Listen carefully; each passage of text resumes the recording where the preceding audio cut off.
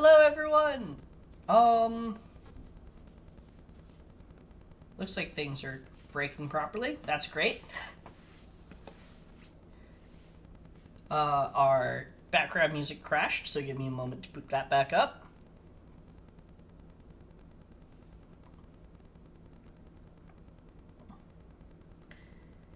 Hello to Patty. Hello, Talavos. I just realized I forgot to actually make the announcement and tweet, which explains why it does not seem like we have as many people as usual.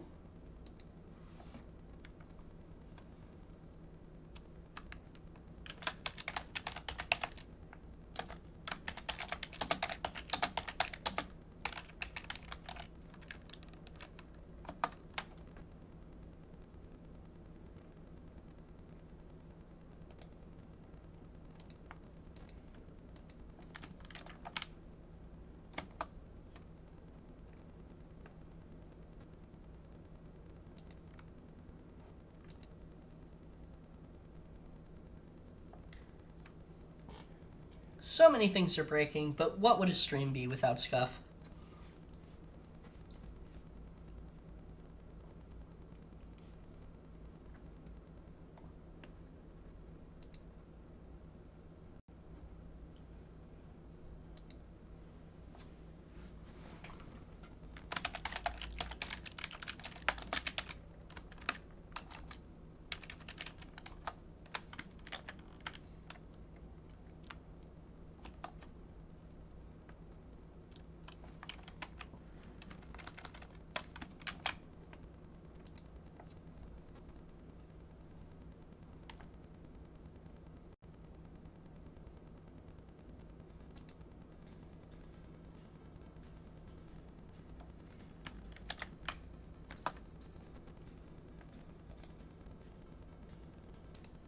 Alright. I don't know if you can read chat right now, but if you could say hi to people while I start sending this into every self-promo channel on Discords.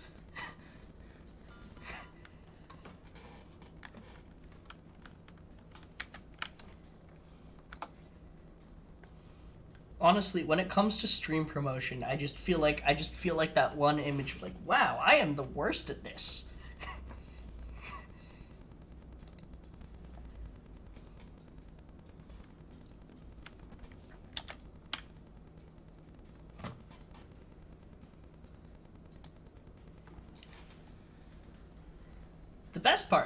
The best part is that the things we were talking about in the pre-show have no bearing on what we're talking about today.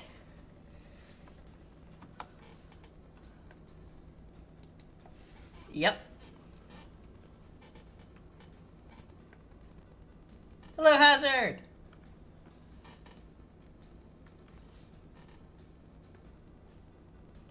Did I post this the wrong place? Okay, no, I did do that right. Okay, good. Something I'm really scared of is I'm going to be posting stream links one day in these Discords and I'm going to have the wrong channel.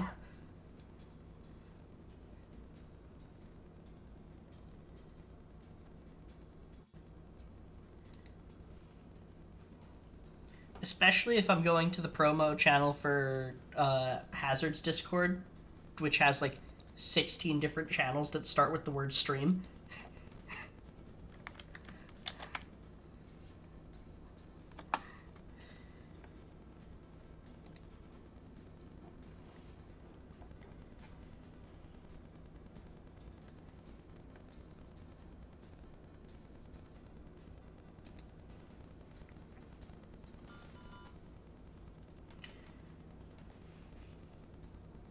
That's no promo.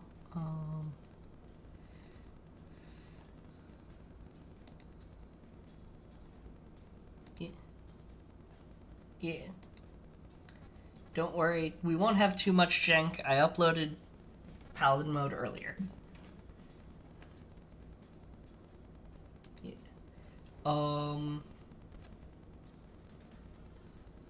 That's not good. Hold on.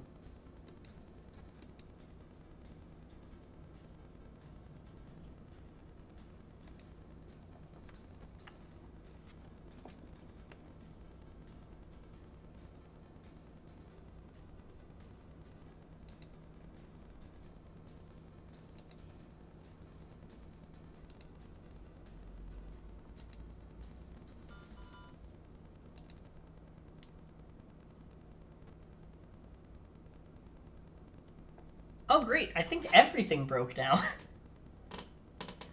Because the music cut out, and OBS seems to have frozen.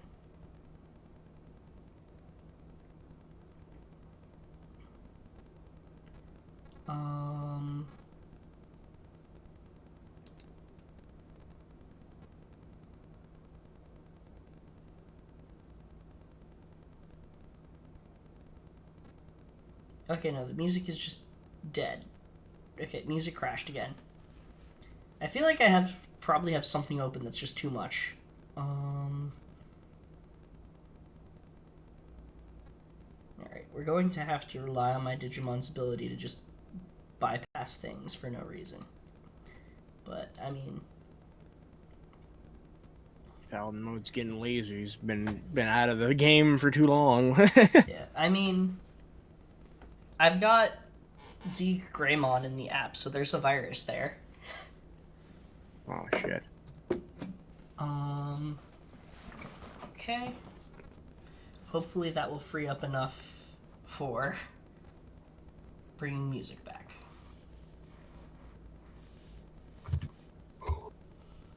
Oh, I gotta Either keep that, going. or I need to start outsourcing aspects of how my system works.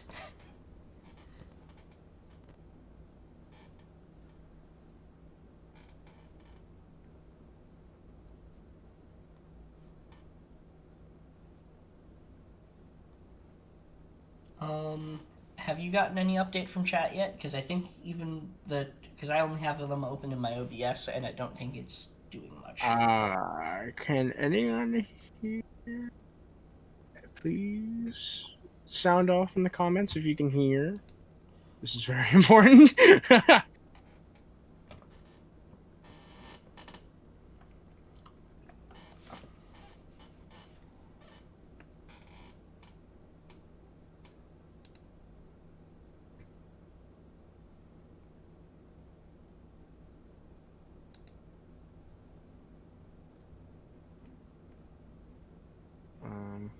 Okay. Tala's saying that they can hear you, I think. Okay, thank God. Oh God, fire! Oh God, I don't know why I'm yawning all of a sudden.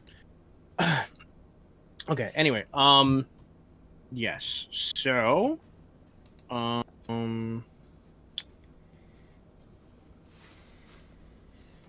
you going Okay, I for think another? everything's functional again. Hopefully. Please.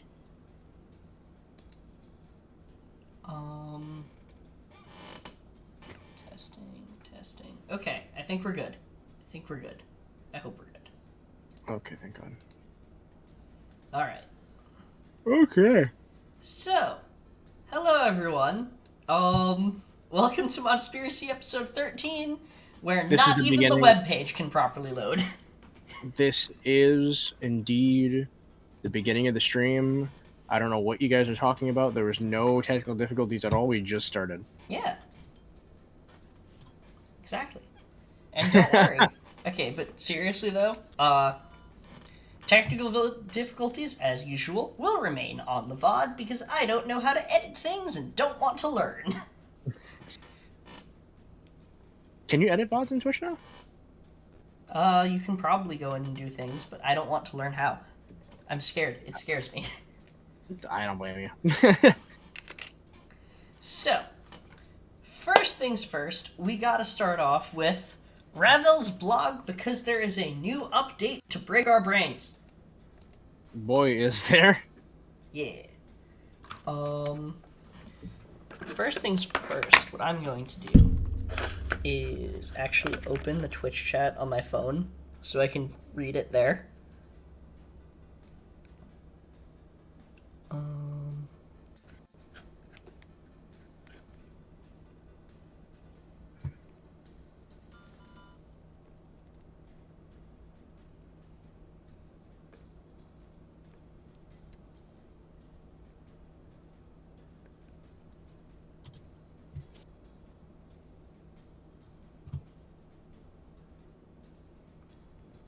Let me see if I can get that going.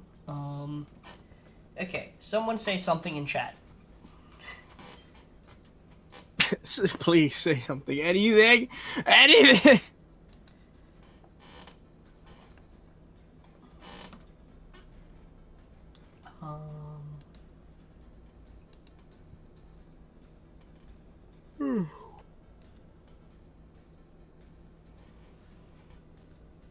Or actually, I'll send something in chat to test this.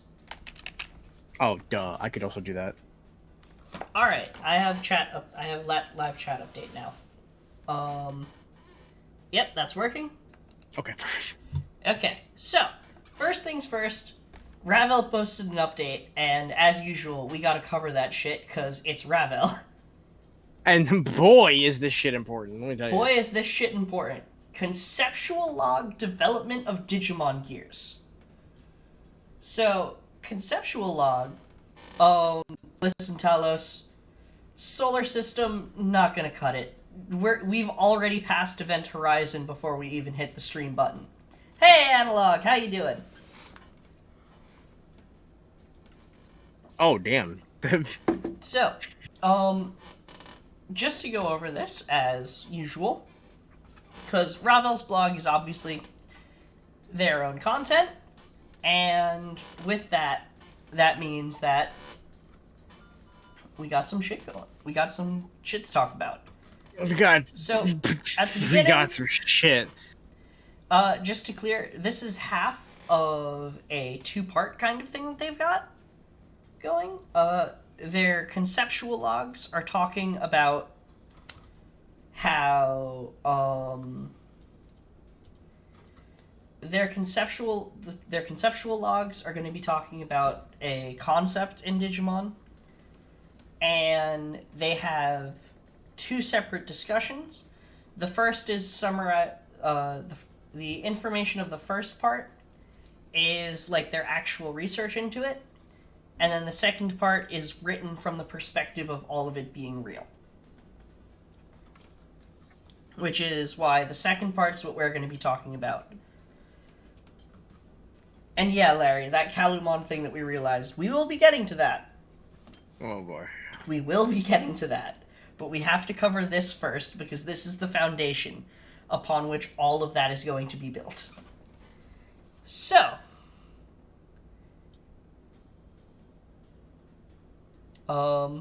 is my computer still functional? Okay, there we go.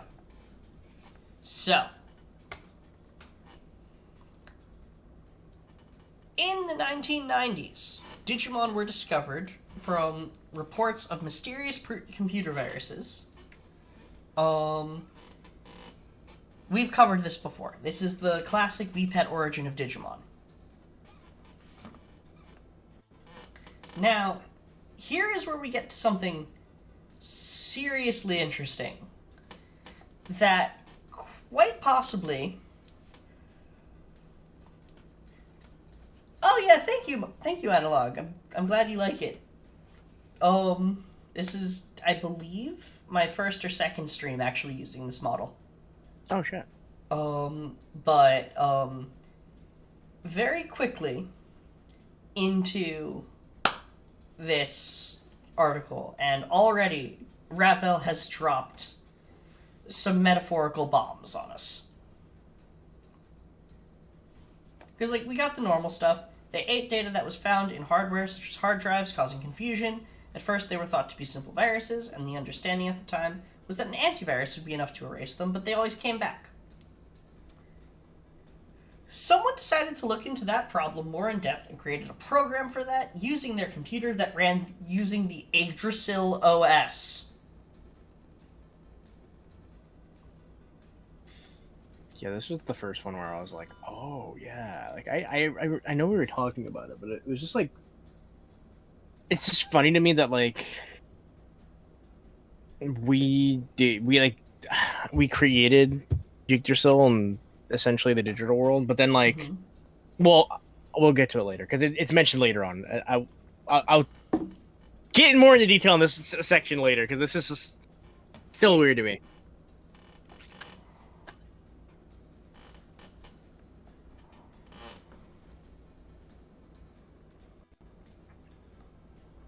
All right. This Imgur page is taking forever to load, but I'm not going to risk removing the limiters on my browser.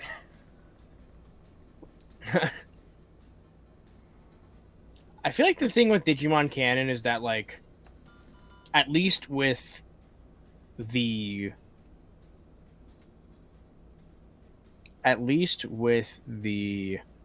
anime, it's all based off of existing canon with, like, the V-Pets. Mm-hmm. So technically everything's canon, but also technically everything's not canon. Yeah. Like, definitely the V-Pets connect with each other, but as far as, like... Listen, the VPET information is canon. The website operates on the assumption that the VPET is canon. Yes. Everything anime-wise is either non-canon to the VPETs or is based on simulations run by the system that the VPETs are a part of.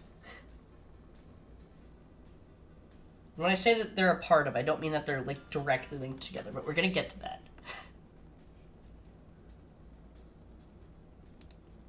Also, Xana, are you watching the thing I have, the thing I'm screen sharing, or are you just watching from the actual stream?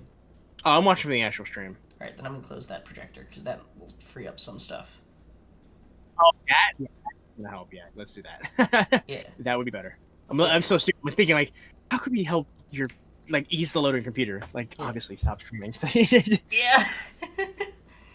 It's like, maybe streaming twice is putting some strain on the CPU.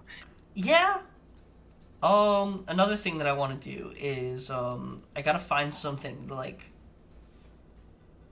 I gotta find a better program that doesn't take as much power to load the model. Yeah. Because the whole reason I went with 3D was because Live 2D was a fucking Google Chrome in terms of RAM eating. Like, super resource hog.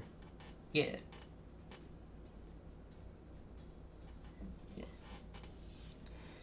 Alright, you go take a nap, Analog. If you're tired, you need to take a nap. But yeah. Thanks for stopping by, Analog. Yeah, thank you for stopping by. Okay, yeah, no, that's still taking forever to load, so we'll worry about that later. For now, though, I want to learn more about this. I didn't click this on my own before, because, I didn't realize that was a link. But, Xana, do you...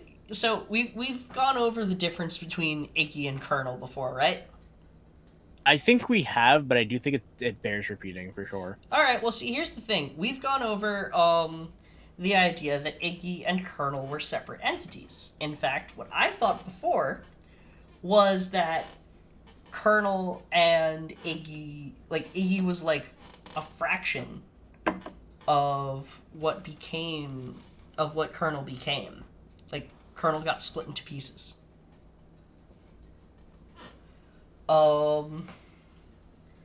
However, if Colonel... See, here's the thing. The definition of Colonel is that it is a computer science concept where it is a key factor of an operating system that forms the connection between the actual hardware and the software applications. If this computer was running using the Yggdrasil operating system, then it's not that Yggdrasil is a god or even a vessel of a deity in the digital world that replaced Colonel. Colonel operates Yggdrasil. Okay, so Yggdrasil's just the OS, Colonel's the actual, like, system. Colonel is the brain of Yggdrasil. Yggdrasil Gotcha. is the fucking creepy-ass Archidiamon Ultimate-style terminals. Or Archidiamon Ultra-style terminals. And Colonel is the anime girl that shows up in the manga and the end of Digimon Savers. Yeah. Oh, God, I forgot about that part. So, already, we are not even a fucking quarter into the page, and we're already hitting fucking mind bombs. Yeah, absolutely. So, If I'm not mistaken, I will say, because I did click around on most of the links when I was reading, I believe that link just takes you to an older, like, post saying pretty much what he says, that the researchers created. yeah, absolutely. Yeah, that's pretty much most of them. But I wanted to see if there was anything specific, because sometimes he summarizes. I say sometimes he summarizes, like this entire thing isn't a summary of the research. This entire podcast could not exist if not for this person. Please go follow him on Twitter. Please, Absolutely. I beg you. Definitely Visit this website. You can Yeah. see the URL. It's right there. Type it into your browser and go here too. Because it's honestly like insane. Because we we had ideas and stuff, but this has all helped so much. Ravel could receive all the web traffic in the entire world and be known to be more of an authority on Digimon than Bandai themselves releasing new information, and they still would not be getting enough credit. Yeah. I mean, like, Ravel has, like, Habu levels of, like, knowledge. Probably, honestly, more. He does have more. It's terrifying. But, to continue on, the computer virus was able to incorporate random data from computers and larger network into their cybernetic bodies and later rewrite that data in order to eat more data, even that from other viruses. They had the instinct to eat and enhance their code with regard to the environment they were in. They could grow and change, creating completely new programs. This is where things get interesting. Hackers notice this and start pushing them to develop to become better as, essentially, viruses. That's where virus Digimon come from. Virus Digimon stem not just from the classification as things that alter their environment, but specifically have their roots in being developed by hackers. Hackers were pushing them to evolve into tools for security cracking. Which is crazy when you think about it, because, like, that is something that has been here since the beginning. Mm-hmm. However, Bandai themselves, like, did that Mon memo, like, last year, kind of, like, reconfirming that, essentially. Which is hilarious, because, like, that just means most of the shit that they revealed to us last year was, like, stuff that already existed. They were just reiterating it. They were reiterating it, but see, here's the thing. That profile just said it was based on the way they interact with their environment. This is going back and recontextualizing that in the profile tells us things from the context of essentially a Digimon researcher. Ravel tells us things from the perspective of the hackers that were there at the Foundation. Because we hear they're a virus type because they modify their environment. And we're like, oh yeah, that makes sense, because a computer virus makes changes to a computer. This comes in and tells us viruses came about because hackers were pushing Digimon to evolve that way. And that gives us the context that the idea of a virus typing became ingrained in the digital world because of Digimon that came from or were connected to these hacker Digimon or hacker information being uploaded into the digital world. The digital world itself probably initially contained a list of possible evolutions that Digimon could take based on extant Digimon types that were forming externally from each other on different people's systems.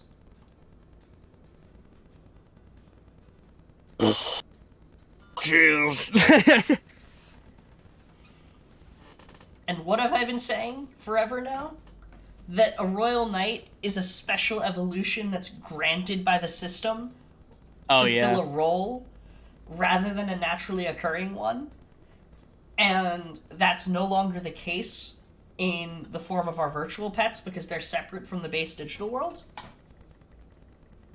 Oh, yeah, true. So, it's funny you ask that, Larry, because we get to that later in this article. Oh, yeah, they do. I think it's like, I think it's in this paragraph, no? It's a bit further down. But so not only did hackers push, not only were the first virus types the result of hackers pushing Digimon to evolve into forms that essentially would make them better hacking tools, cybersecurity organizations start feeding them antiviruses to counteract that. This is the plot of Hacker's Memory. Like, quite literally. Vaccine Digimon come into existence because antiviruses are given to the Digimon. The virus busters are not a specific area of Folder Continent. They are a group of Digimon that have taken it upon themselves to hunt down viruses. It's the manifestation of the antivirus data forming an aspect of their behavior. Vaccine Digimon protect their territory as a manifestation of antivirus behavior.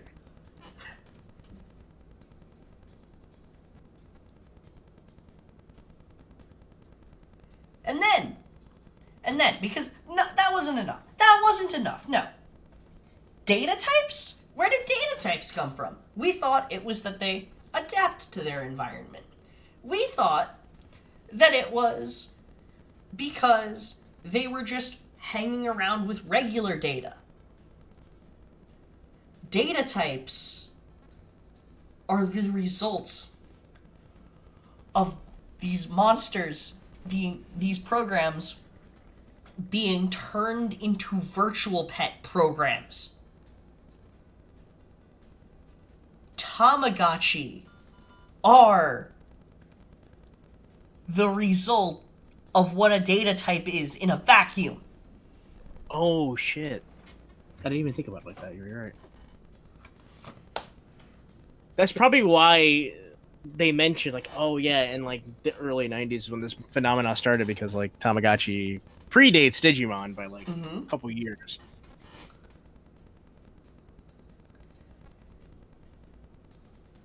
That even implies that Lucimon's desire to remove Digimon's combat instinct.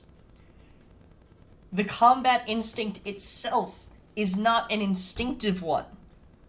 The combat instinct came about because of the cybersecurity organizations and hackers going at each other with these new entities.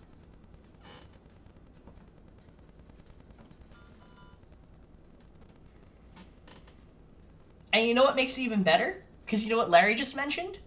Greymon is just a Tyrannomon that was fed too much Norton. But if you really think about it, a Tyrannomon is explicitly described as being a relatively easy-to-tame Digimon. If you get an Agumon, you're going to have an easier time getting a Tyrannomon than you are getting a Greymon. Greymon requires more effort. Tyrannomon is easily raised by rookie tamers. Tyrannomon is a more basal virtual pet. Tyrannomon becomes classified as a data type!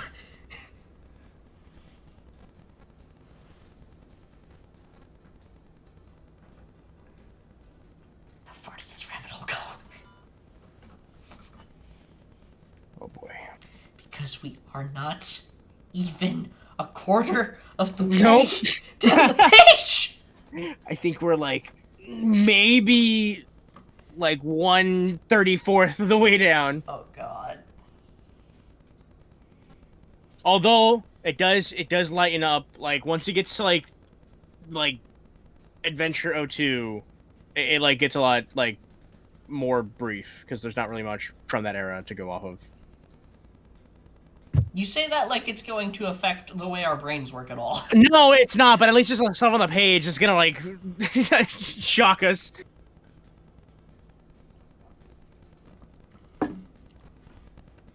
So, continuing from there. These groups all start trying to cultivate these programs. But the problem is that how do you cultivate a program that blends so well into a system? You give it form. Give it form. For the programs themselves, it was decided to attach their AI to man-made wireframes with textures to give them a more living appearance. The first was made from a certain small program and was called Botamon. Uh-huh. The official first Digimon. Officially, Botamon came first. Now, an important factor for this, which is very important going forward. Botamon is the first Digimon. So free or unknown types are special. Explicitly, unknown type, or null, is what happens when a Digimon has not developed enough to be a classifiable type. So, like, babies and shit. Free type is when a Digimon does not explicitly seem to match up into any of the other ones, which is a fairly rare scenario, but usually is common in ancient type Digimon, and ancient type Digimon, in this case, actually ties into what I was about to say. Botamon is our first official Digimon. And I don't mean that from, like, the Bandai perspective, but from, it's the first one that we found that is officially called a Digimon. Yeah. Here's the thing. It is very key here. Botamon is the first Digimon to be given a wireframe and texture. But we just went over how these things were being turned into virtual pets, being used as hacking tools, being built into fucking antiviruses. That means that ancient types, free type Digimon, likely were types that came about and were registered into that digital world registry we were talking about prior to the establishment of Botamon. There are two ways that a Digimon gets quote-unquote discovered nowadays. The first is that a new species comes into existence due to new data, and the second is that a more basal species finally gets assigned its wireframe and texture data. I know we've mentioned this idea before, but it's possible that, but like lore-wise, it's not that we find the Digimon and then we get Kenji Watanabe to draw them.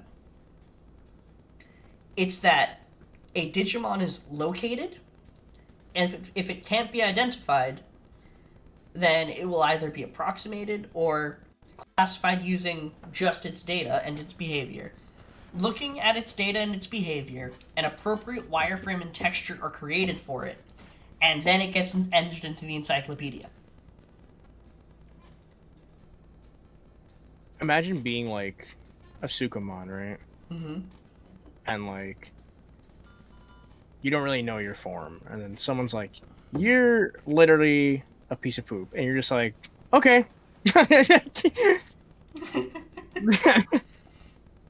You know, he didn't decide that. Someone decided that for him.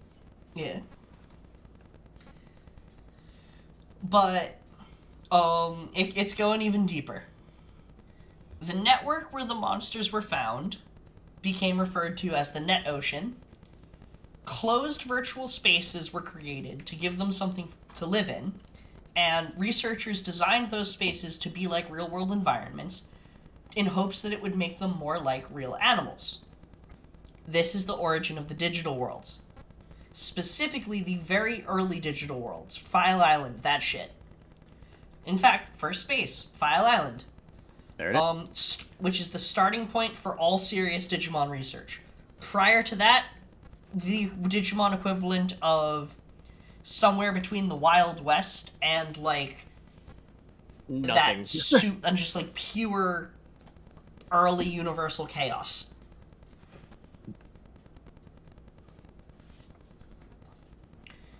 Okay, so Larry, it's more like... Okay, so... First, Larry, it's not that we have Tenchi Monogatari to 3D model them. It's that we find them, we get descriptions of their behavior, abilities, and composition data. Kenji takes that, draws a designs a Digimon based on that information. That design is then turned into a wireframe and texture model, which is then connected to the Digimon in question. Or rather, written into the visualization program to actually interpret that information. As for Digimon we know exist but aren't in the book. So, I'd say there are 3 categories for that. The first, is Digimon that show up in the anime but haven't been added to the reference book yet. Those are vague, because the anime is obviously meant to tell a story. So whether or not those Digimon exist prior to that point is unclear. By the time they get entered into the reference book, though, or appear in some kind of other more interactive medium, like a virtual pet, is when I would say that the Digimon in question... Sorry, I just need to move something. Is when I would say that the Digimon in question, now, canonically, like, we know for a fact that it is an extant form.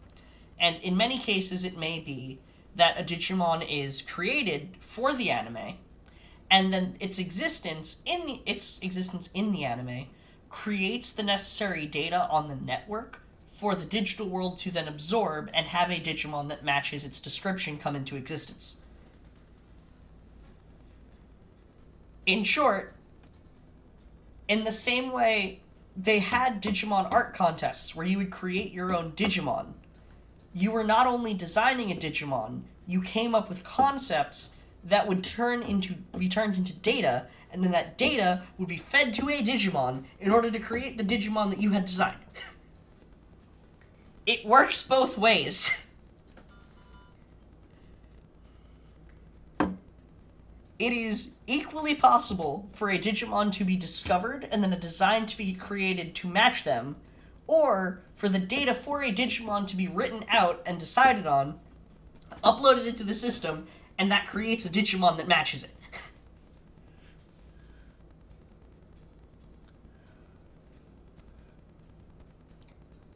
And we still aren't even a quarter of the way in. No? So this is going more into the detail about how File Island is designed. So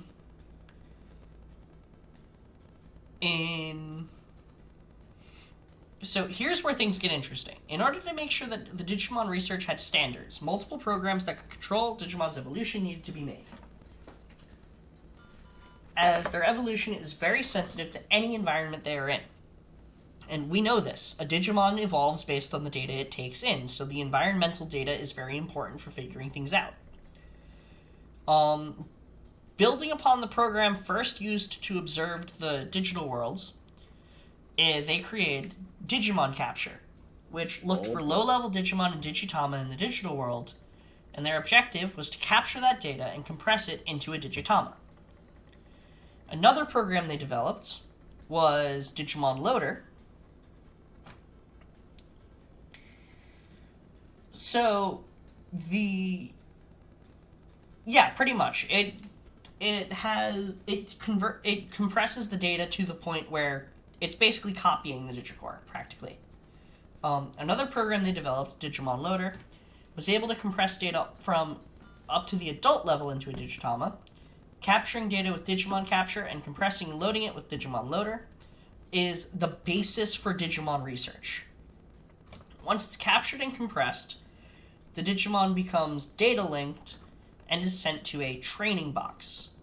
They are closed spaces localized into different layers of the digital world. Each box is closed, has a very specific address that is connected with a specific version of the software.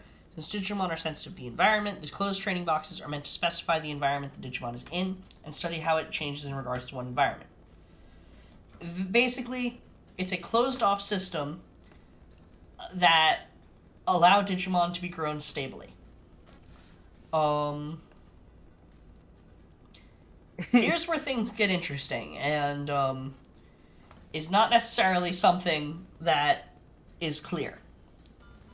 As technology developed, it became easier to compress, and even a portable LCD device was able to make use of the Digimon Load program and connect with a training box. Here's what I'm not sure about. A lot of Digimon media very heavily implies that even our virtual pet toys link back to the digital world directly. Yeah, and I feel like even in the blog, like, it kind of goes back and forth. Like, I don't know, because, like, I've known about the training box for a long time now. But, like, it sounds like, at least initially with, like, the first two devices, like the OG and the Pendulum, the way the training box worked is that, like, they took a Digimon, like the Digitama itself, right before it hatched, and upload that to the training box, and then in the training box you're allowed to essentially, what Larry Box has said, like, it's drag and drop. Like, you drag and drop it from the actual host server into the Digimon capture device, and from the capture device you can have a more controlled area to take care of it. And it's essentially like in a cage. Yeah. But I think later on there's a more direct, like, it's not so much a training box anymore, but, like, you are directly having influence on a Digimon in the digital world. But I don't know. It seems like they kind of wanted their cake, and they wanted to have their cake and eat it too. Essentially, it feels very flip floppy. Yeah. And see, what I'm thinking is the network that we're talking about at the point in time that we're talking about. This is pre-Wi-Fi. Yes.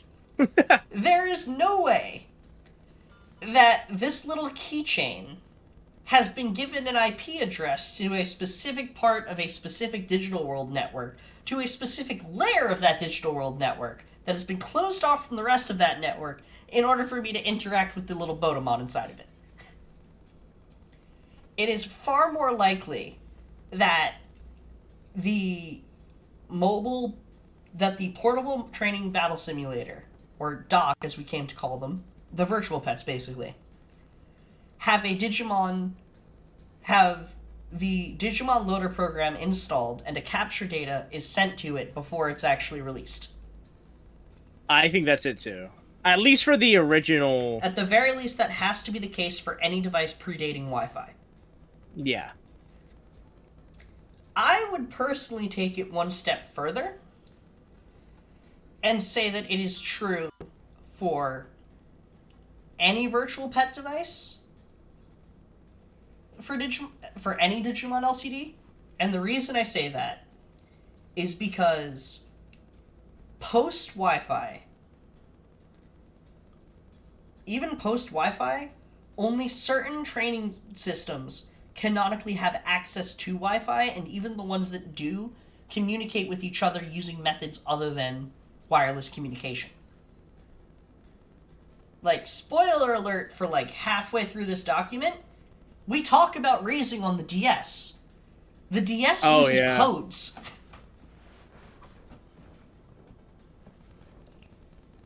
And I didn't even know that, like, that's why it's called Champion.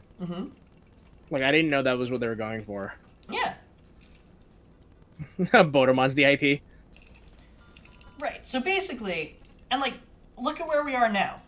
We finally have a docking system that we finally have a dock in the form of the Vital Bracelet that we can actually move our Digimon off of into different programs even if there is only like 2 programs right now, and one of them shutting down in March. Actually, oh And god, yeah. it has the ability to load different Digimon capture data, which is sold in the form of Digimon identified memory cards. You know what I just realized though? What? I think the Vital Brace, therein lies our answer, because if you think about it, right? Mm-hmm. The Vital Brace is just an extremely like upgraded, very smart version of the original dock idea. It is. It's And literally the Vital Bracelet. Like we've talked about how Digimon has been like in a kind of return to form with the whole reboot era. yes, The Vital Bracelet is quite literally a recreation of the original dock concept and everything that surrounded it, down to literally just straight up is a rebuild of the dock system with modern technology, with the express purpose of replicating everything about the hacker era of Digimon, including the mods we made for it. exactly. And so the thing about those is that, like, think about it. The Vital Brace by itself can't do anything. Mm-hmm. You We need need Digimon capture data. Or which is the non-Digimon dim. capture data. Yeah, exactly, which is like the dim. So the original docks are probably exactly like that, except instead of, because they knew, like, okay, there's no way we can deliver. There was no delivery method at that time. Just like you said, there's no Wi-Fi. So I think that's The only way that they could give you new data would be to connect it to a computer and have you download it. And that's far too risky because we're talking about a group that will explicitly put a timer on how long their mobile games last, regardless of how well they're doing. That yeah. absolutely fucking refuse to make digital versions of their card game. Still somehow, I That don't know how. actually are shutting down a perfectly functional version of an application capable of interacting with the latest version of Dock in favor of using one developed in-house. Oh, is that what's going on? The new one was developed in house. The new one is developed in-house by a newly created Bandai like programming section. That makes a lot of sense now, because I didn't notice that there was no chariot thing. Yeah. When booting up. That's pretty messed up. So yeah, I think that's what's going on. I think the original docs were just like the training box loaded with like one, section of the digital world. So like version 1 is that section, version 2 is that section, and like they're all still the training box, but it's just like literally the data inside of a DIM is exactly like the kind of data that's uploaded into every virtual pet. It's just placed in a format that can be interchanged. yeah. And towards that end, the ability to change backgrounds on the Vital Bracelet matches up with how, like, the reason that, like, the static backgrounds that we have, that environmental data is there in the regular keychain pets, but because they're not an interchangeable system, as far as the internal raising device is concerned, the environmental data is always the dim background equivalent.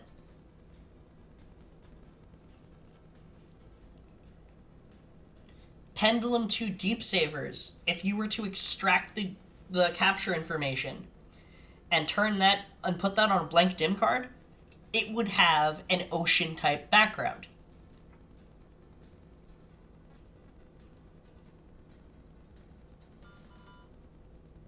Oh yeah, I forgot. Larry Box's Proximamon literally broke his app, and it still hasn't fixed itself.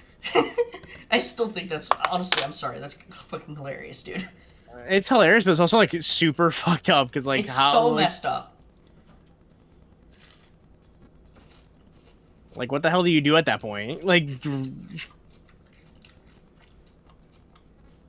but yeah, Larry's I definitely Proximamon was just a true Proximamon. It overloaded its own system. It did as it was Fuck, supposed that's another to. thing. Proximamon is probably what happens. Listen, I just realized something. Proximamon is a fusion between Sirius and Arcturus. Yes. Arcturus is what happens when you chug Regulus full of GRB. GRB explicitly makes Digimon infused with it go berserk. They lose control. What if Proxima isn't actually particularly stronger than any other Mega Level Digimon? However, the GRB flowing through it disables its instinct to limit itself based on the system it's on. It actively tries to take more of the system it's on than the system itself can handle, and that's what broke Larry's B section of the app. Because every other Proximamon has that limiter artificially engaged, but something happened that shut it off on Larry's. It's because he accessed it too early. Mm-hmm.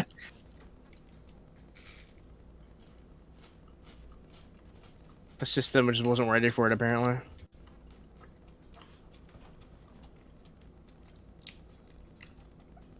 Alright, continuing All right, on, let's continue this mind blow. So, although originally hackers and researchers were the only ones that had the software, eventually the public would become aware of Digimon and anyone could buy and train them. Unfortunately, this was not as much of a boom as we all wish it was. But the Digital Monster version 1, and each one going further. Each one of the original Digital Monsters represents a different region of File Island. Same thing with Folder Continent for the Pendulum. Now, did you notice something in this part of the blog post? And that is? Huh? And that is? So, they mentioned that there are 6 different sections of File Island. Yep. But we only originally got 5, not including the technically official, unofficial version 6 from, like, the Australia region. I find that really strange. Yeah. Like, was that always the case? I don't think so. I mean, if we're talking about development stuff, it's highly implied that version 5 wasn't even supposed to happen. It's, like, so strange, you know? Mm-hmm.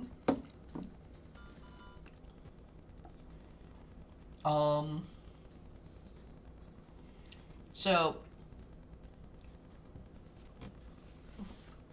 since Folder Digimon were so much stronger than the File Island ones, the classic DMOG can't handle them. So they had to create a new portable system, which became known as the Pendulum.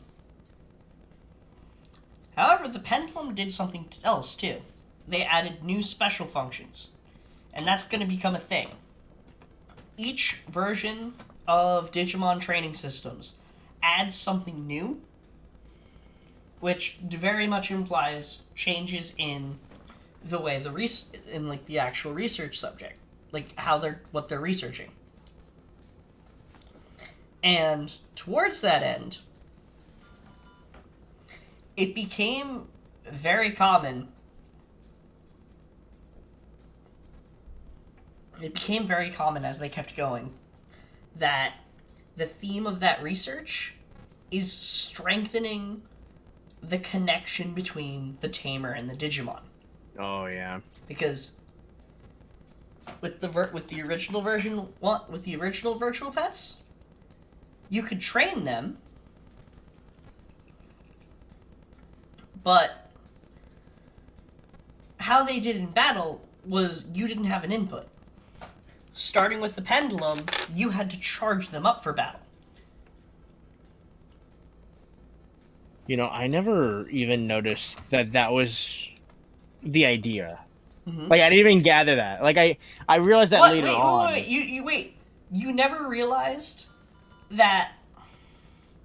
You never realized that the device where you shake your Digimon as hard as you can if you don't want it to die and give it your energy is exactly the same device that uses your energy to strengthen your Digimon in battle?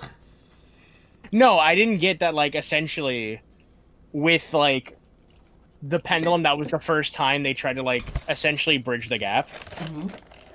Like, I just never noticed that. I don't know how I didn't notice that. Because, like, again, spoilers, like, later on in the thing, but I mean, it's not really spoilers because everyone knows every Digivice, or every device. As time goes on, there's more input from, like, the user, and more, like, things that we have to give to the Digimon in order to strengthen it. Yep. I just never noticed, like, that idea, like, the seeds of that idea started in the first pendulum. Mm-hmm. Also, just random question for chat right now. I've been munching on some snacks here, and I'm just wondering if you guys can hear it. Because I know Xana can't, because I turn off my microphone whenever I'm actually eating something. But I have two separate microphones, one for the Discord call and one for the actual stream. Oh, I didn't even know that. Yeah. Yeah, I haven't heard any munching, so. Um, so, our first Digimon raising system, as everyone knows, is the original personal computers. Because how do you think we got them on the keychains in the first place? And this is the kind of shit that we know from the Saturn. I was gonna say, it's always the moment I got to this point, I was like, God damn it! Um, Like, I didn't even know that that was what was going on. Like, I knew it had, like, that theme, but I didn't know that, like, that was, like, canon. Like, no, we're playing on, like, the original, like, Digimon dock, essentially. yep. It is a recreation of the DigiOS 98 operating system. Like, Which give me is, a break. of course, that's what they call it. Of course. Oh, they can hear you crunching, dude. Oh, shoot. I apologize for the accidental ASMR and will refrain from this in the future. So, yeah, no, I totally skipped lunch. I almost skipped lunch. I had a very big salad before we hopped on. Oh, wait, never mind. Talo just has super hearing. Sorry, Talo, you have to suffer. Oh. I'm hungry. Hey, when you gotta eat, you gotta eat. Okay, so the computer is interesting because everything else is kind of a downgrade from it, and as computers have gotten better, that's still been the case. Yeah, which is kind of strange, but then again, if you think about it, we've kind of moved past, because if you think about it in the sense that, like, everything has been the point of every doc has been to try to bridge the gap between humans and Digimon. It kind of makes sense why we moved away from computers. Yeah. Like, in fact, they're not. The Vital Bracelet once again has finally capped off the era of computers having superior raising technology, but not having a stronger connection. Because now we have a dock we can move Digimon in and out of onto a computer system that has more functions. Yeah. More evidence that the Vital Bracelet is the perfect Digimon virtual pet system. I will die on this hill. So, superior image quality, we knew that. It has color, it has significantly larger sprites. Oh my god. Digimon OS, it's DOS. It's literally MS-DOS. Oh my god! My... Windows is a Digimon? Kernel Everything Windows is based on MS-DOS. Lord. Alright, so... It mentions right here, this system is very much just the original system that things were raising on.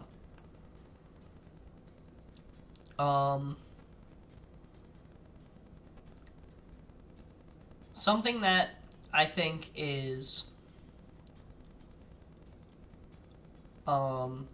something interesting mentioned here is that the digital world browser is something from the hacker era that was later used in the X era. Yeah, which I mean, I still haven't read through Digimon, the original Digimon Chronicle. I need to get on that because I feel like that's gonna be a fucking theory farm. yeah, seriously, guys, I feel like a lot of Ravel's blogs reference that. So I feel like that's really like a pretty important linchpin. Yeah, you're probably right. And on top of that, just like it really makes sense because like so much like the Pendulum X really is like the double down into the lore of Digimon. So of course, Yeah, I feel like that's connects back. yeah, because I feel like that's the first time where they were really like, hey, by the way, this has all been like a long story we've been telling. Mm-hmm. Because before it felt like more like it was lore, it was important, but it was like mostly flavor text. I feel like with the X, it was like, no, this is not just flavor text. This is like a story unfolding here. And once again, we find ourselves in an era where Xanomon heralds the coming of a completely changed system and lore. So, the Digital Monster version 1 to find. We all know how this works. Here's the thing. What you did not know is that Shoutmon had reasons for wanting to become the king. Oh my god, I didn't even get that. Oh my god. I didn't even... that completely flew over my head. No, I just noticed it now.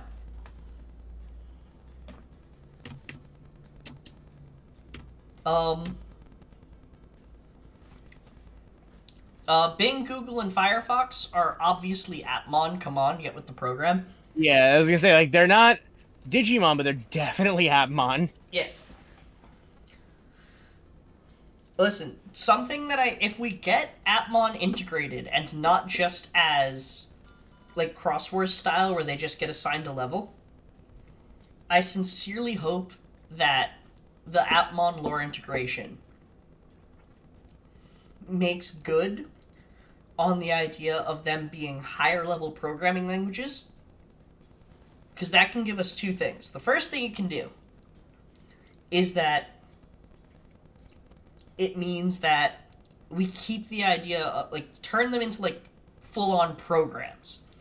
Digimon is a very simple program in that it's binary. It kind of came into existence on its own. Appmon are more, like, refined, like, larger external concepts. I want to see which Elny Magic summon an Appmon as a familiar. Oh, that'd be awesome. I mean, if you think about it, though, like, that's probably the biggest Wizardmon knows Python. That's its entire premise. High-level programming language.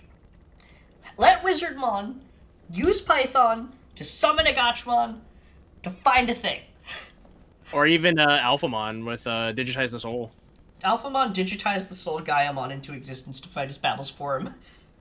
Because if you think about it, that's probably the main holdup to why they haven't integrated Appmon yet. It's probably just a lore issue. Like, they probably don't know how to, like, mix the lores together, which is fine. Because, like, if anything, honestly, after Ghost Game, I wouldn't be mad if they gave Appmon another shot. Like, absolutely. Also, the best part, we know Bandai watches you, so now they know how to integrate it. We just need to make sure that you mention it on a video once, because we don't know if they watch this channel yet. Yeah. Alright, so. Originally we were called Digimon Trainers, but that was copyrighted, so we changed it to Tamers. There was an era where we were Battlers, but, that wasn't cool enough. That wasn't cool enough. No one has become the Digimon King yet. But that can be a thing again now. Don't we have rankings again?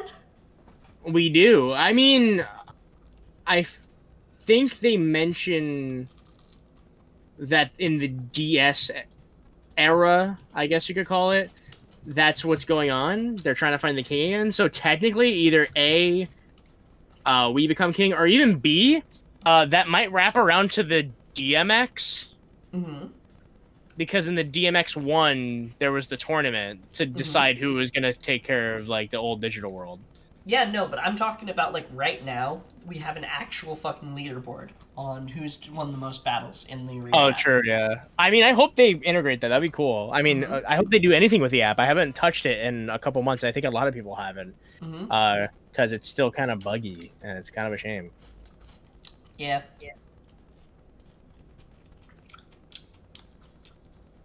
And also, I haven't really raised anyone worth a damn on the B yet because I'm lazy.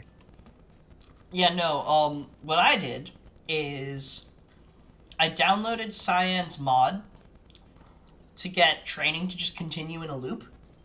I'm about to download that myself. Like, but I It's got my honestly way 25th easier in. than it looks. Yeah, I got everything downloaded and everything ready. I just need to. I want to do it on my. I'm tired of running with my double V because it's getting Mm-hmm. really grody and messed up. Mm-hmm. So I plan on busting out the 25th Mm-hmm. so that I can get that made that my main because that was always the Mm-hmm. idea. Yeah. And then Yeah, no. One thing that I like, I only have the 25th right now. I had debated getting like one of the like just right like one of the strap things, cause then that way I would be able to have something less bulky. But oh after yeah. reading this, I cannot in my head divorce the concept of a VB from a dock. And so I will always keep it now because I want to have that Digital Monster version 1 motif in my life. Oh yeah.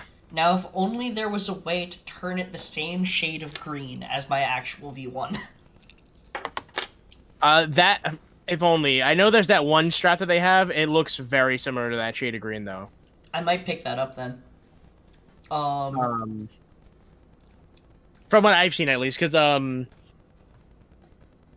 Air bought it and it looks pretty similar. all right, I'll have to ask him then.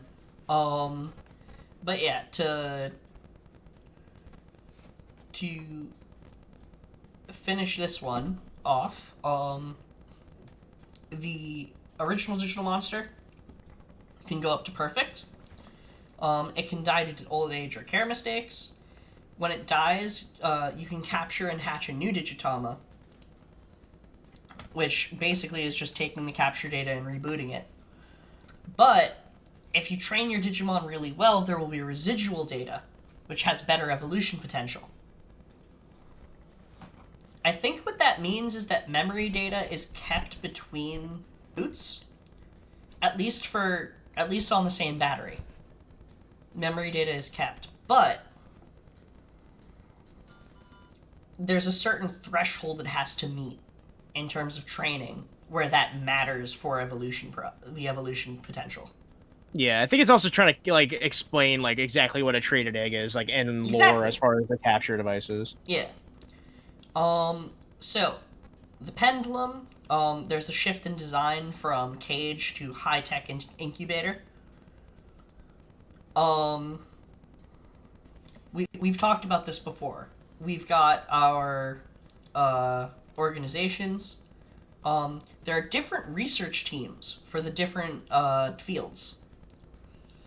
Um, the Digimon Research Institute specializes in nature spirits, nightmare family, and nightmare soldiers, digital guard, and metal empire. Um, Pendulum added the Jagras system, which is an advancement of the fusion system in the PC version. The PC version uses data from two Digimon and merges them into a new Digimon. While the previous system resulted in a new Digitama that could hatch into unique Digimon, Jagras system direct evolution to a higher level. Mm. And then there's also the shaking. Wait, the what? The pendulum shaking. Oh, the shaker. I think it's the Yeah. shaker. Dude. I'm like, what? Yeah, no. Here's where things get interesting. Because we've got the Wonder Swan. The Wonder Swan's swan worlds are explicitly operate using the same mechanics as training boxes. So it's basically at a closed system, a closed program for the Digimon to be raised in. To which I have to go dig my Wonder Swan out of my drawer because I only have one game for this Wonder Swan outside of the Chocobo game that it came with, which was entirely in Japanese and I can't play it. But the other game that I have for this Wonder Swan is the Digital Monster version WS. Digital Monster version Wonder Swan. Oh, I didn't know you had one too. Yeah, I haven't. Listen, I got a copy of Digital Monster version Wonder Swan with the connector for like $30, and then I bought a classic Wonder Swan for $20. Not bad. I had a harder time finding the Wonder Swan. I had nabbed a box copy of version WS. See, what I need to do is I need to actually get a better Wonder Swan with an actual backlight. And then what I need to do is just get like a rechargeable battery thing for it, like get 2 rechargeable batteries for it and never let this thing turn off. Because the battery inside of my cartridge died. I can't save. My save data will erase itself if I leave it off for too long. Oh, that sucks. Yeah. I didn't even know that could happen. Yeah, no. But that basically just means I need to be able to be ready to perform battery surgery really quick, like I do on some of the keychain pets, so it's not bad.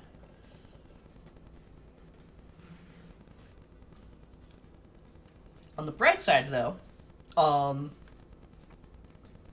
once I get that kind of setup, I can always use this. I can always run this in World, so that'll be nice.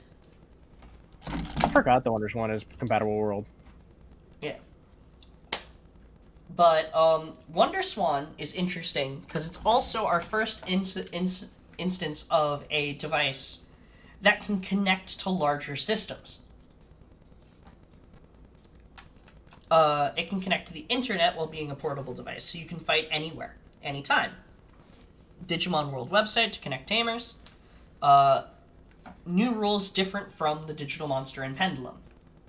And new never before seen Digimon. Here, we get the Digivice, which is a mysterious device, has a different feeling than the virtual pets, resembles an upart, which I believe is a Japanese word meaning like ancient artifact of weirdness. I believe it's like a weird acronym. It stands for out of place artifact. Yeah, so this was actually quite the revelation for me because I did not know that was the idea for the design, and it makes sense.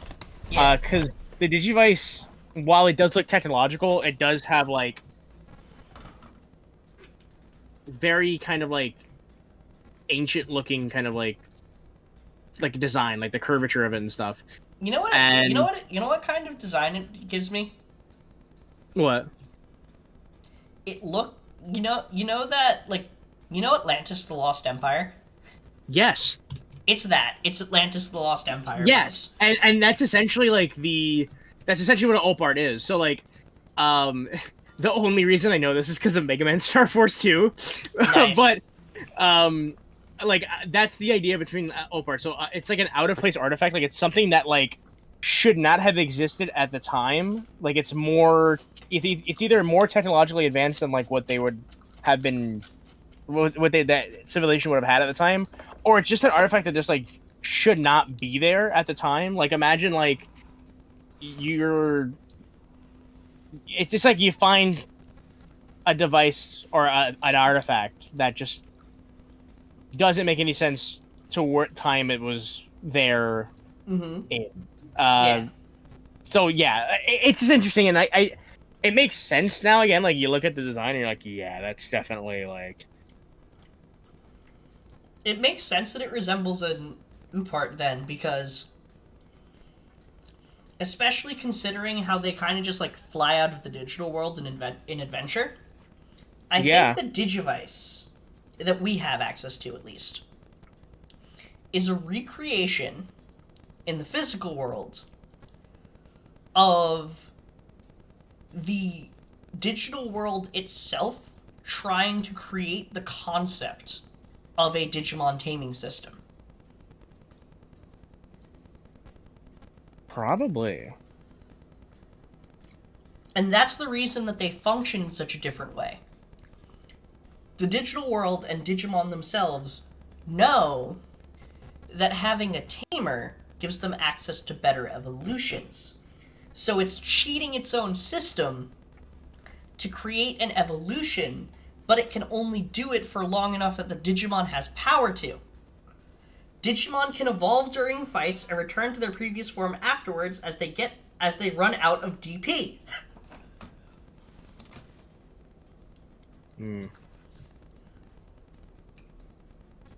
The reason Digivices don't follow virtual pet logic is because there are the attempts by the virtual pet logic to understand its own existence.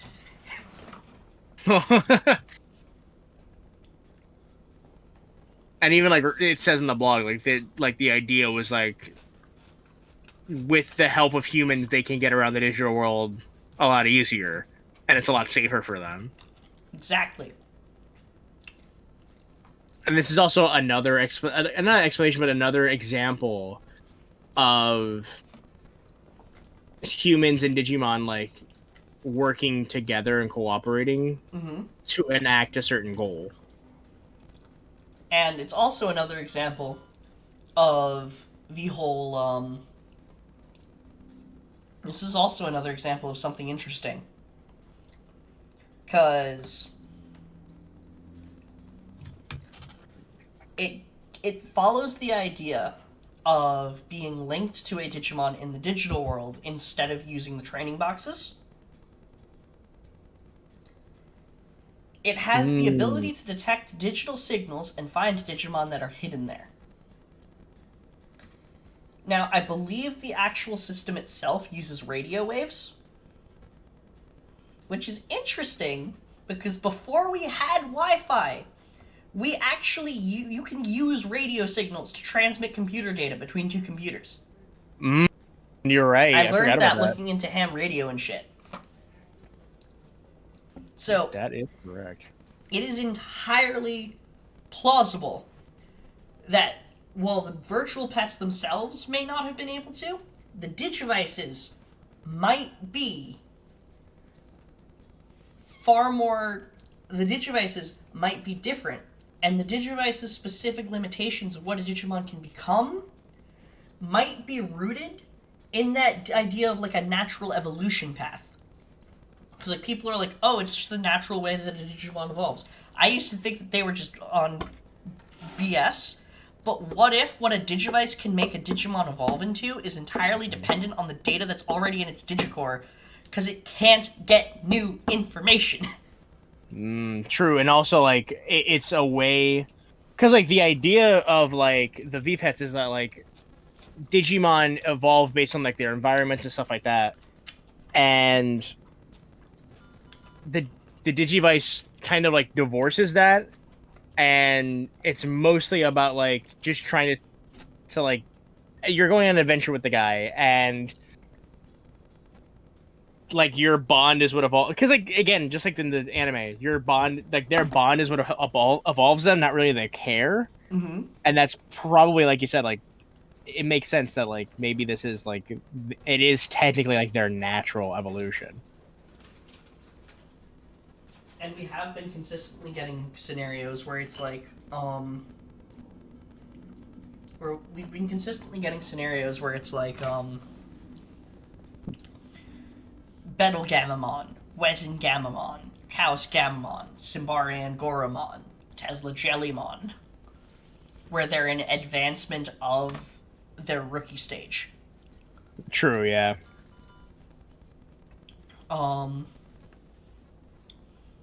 D3 spruces up the Digivice concept more. And Now, something I think is interesting that the way we were talking about the Digivice before, of like the system trying to understand itself, Yeah. this is the only UPart Digivice. Everything forward from here implies humans refining the concept and working with the system. Oh, you're right. Yeah. I didn't realize that. You're right. It's that's weird. And there's That's very there's weird. more to it than that because things are getting crazy here. D3 is a hybrid between the Digivice and Digital Monster with the Digimon Pendulum, the strongest portable Digimon machine during its time, and can even connect to the Wonder Swan. No, I don't own a Japanese D3 at all, like whether it be the 15th or the OG. So I don't really know the gameplay. I didn't know there was more raising mechanics in that one compared to like the original Digivice. So, like, according to this, because I also do not have a Japanese one, though,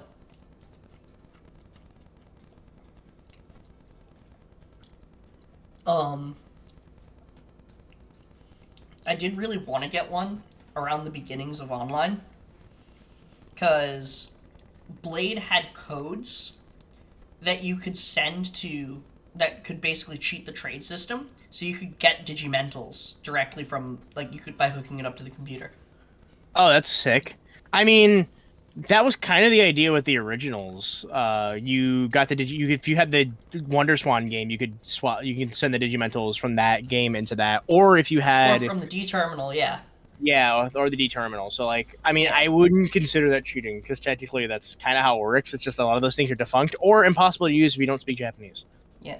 The other cool thing though is people like honestly I've reached the point where I don't think it's possible to cheat in Digimon anymore because part of the reboot era is Digimon leaning all in on the hacker aesthetic.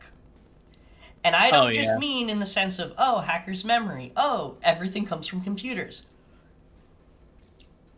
I mean that we live in a world where the first iteration of Vital Bracelet had a direct battle system that made no sense except in the context of the fact that it was exactly how World scans Digimon. Yeah. Bandai gave a warning to pirates to not use other people's intellectual property, it's bad, right before they revealed that they were using other people's intellectual property Yeah. in Vital Bracelet lines, very heavily implying that they didn't mind us making custom stuff as long as it was their personal IP that they could turn a blind eye to. Yeah.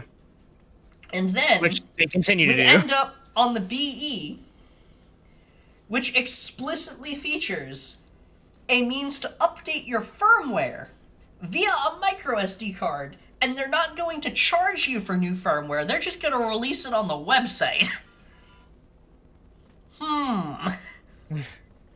True. And Yeah. then I not didn't even even a realize week that. later, Cyan's already got a full-on mod pack. Yeah, and they're already working on a couple more now, aren't they? Something something I'm kind of annoyed by though. The legacy dims only get boosted up to semi-viable stats in the app, Oh. not on the bracelet itself. So No. while Cyan can make a mod that would let you choose a Vital Bracelet mon, a Legacy mon as a support, they can't they wouldn't actually be viable as one at all. That sucks. Yeah. Um. But training and pendulum system are built into the D3. That's gonna come back again later. I like how it can use electrical signals to find fragments of Digimental. Cause something that Ravel mentions in their blog post on the lore behind the Imperial Drum Online is how crests are a concept that exists in the digital world that basically are like taking a trait and establishing it as a thing that exists. So like, if you've ever played a video game where like, for example, some characters have the dragon trait, and then you get a thing in there where it's like, does +2 bonus to enemies with the dragon trait kind of thing. Yeah. Crests occupy a similar space in the digital world. Okay. So, War Greymon has the crest of courage on its brave shield. Therefore, it has the courage tag, so to speak. Like, it has the courage trait in terms of its data. The Digimentals are objects that grant evolutions with that trait. So,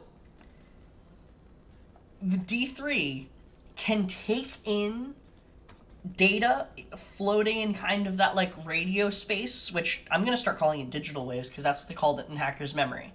But that like constantly floating data of living in a wireless network society. You can pick up fragments of courage data and forge a Digimental.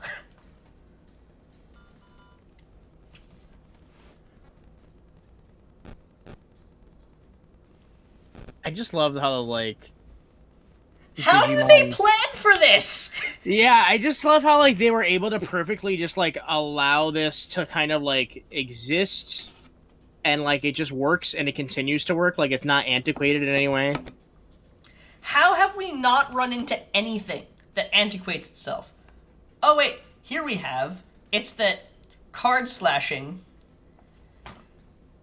doesn't... The only thing that's antiquated itself is the D-Arc card slash, because the D-Arc card slash uses the D-Arc's era of cards. Yeah, that's kind of it. That's it.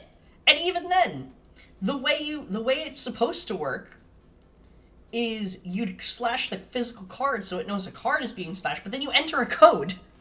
The code is the data. Oh yeah, you're right, exactly. Now, I know Larry was asking about the detector. D-Scanner. Focus on bridging the gap between analog and digital, making the Digimon and Tamer one.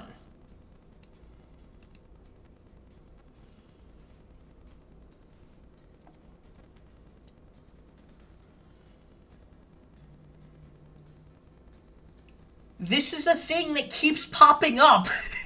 Yeah. And it's funny because, like, I didn't even realize... Because, like, I always noticed it in the anime. It was pretty obvious, you know, like... with, you know, Adventure 1 and 2, it's all about the bonds between people and their Digimon. And then Tamers, we see that bond strengthened to the point where Tamers can literally fuse with their Digimon. And then Season 4 was like, okay, you know, essentially, like, the spirits of the Digimon... The humans fuse with that, and the humans become Digimon themselves. I didn't realize that, like, this has been something that's been kind of brewing since the Pendulum. Like, you know, like, it's interesting. Mm-hmm. To go even further, the D-Scanner,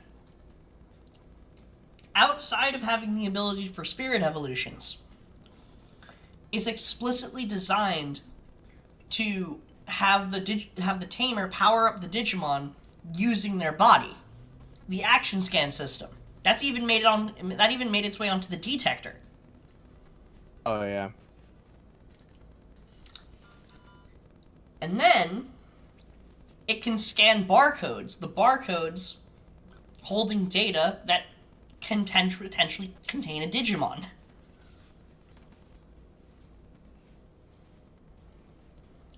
And then, I don't know. Where's the whole thing about, like, Digimon hiding in barcodes? Like, I didn't even know that was a thing. Like, what? That was the reason behind the scanner thing. Why do you think I know, they got like, fucking ring of barcode floating around their hands whenever they evolve? Well, I know that, but I'm just saying, like, when did they start trying to do that, and why? Like, was it just some kind of way for them to try to hide themselves or compartmentalize themselves? I don't know. It doesn't make any sense because it's a static piece of information. It can't change. Yeah, so it's like, I mean, obviously we have things that can interface with barcodes and read them digitally, especially at that point. Mm-hmm. So like, I don't know if that was their idea. Like, oh, we'll be able to like hide ourselves and then like scan ourselves piece by piece. Kind of like, the best way I could put it is like, You know what it is? I got it. It's a Kudem. Wait, fuck. The fucking baby form of Diaboromon, like the little jellyfish thing. It's not Karamon. I can't remember his name. The Caramon baby, though. Yeah. That bastard. Like, think about the plot of Revenge of Diaboromon. Oh yeah, where he's trying That to like. bastard was just multiplying himself. If you turn a copy of yourself into a barcode, that barcode gets printed and plastered everywhere. Every system that scans it now has one inside of it. Oh, you're right. Yeah, that's true. You want to know the other cool thing about a D-scanner? What? Despite being its season's Digivice, it's also a D-terminal. A what? It's a D-terminal. Pendulum Progress is the different kind of pendulum system. Functions on the Digivices were added to this device, such as the option of fighting via Coliseum, the possibility of the Digimon not being able to die. They evolve differently from digital monster devices, and they can be kept alive as long as they're taken good care of, and accumulation of care mistakes will eventually kill it. Here's the thing, though. You know what the Pendulum Progress can do? Progress can jogress with data stored in the scanner. I didn't know that. I gotta boot up my progress if that's the case, because I finally have a scanner now. Yeah, no, you can jogress Digimon like if you have so. The progress, I believe, has specific combinations, but if you have that Digimon in your scanner, you can use that for jogress. Oh shit. Or at the very least, I saw a YouTube video implying that once. I have not looked into things with the progress in a while. Yeah, me either. The Vital Race series of stuff has really like taken like all of my brain cells. Same.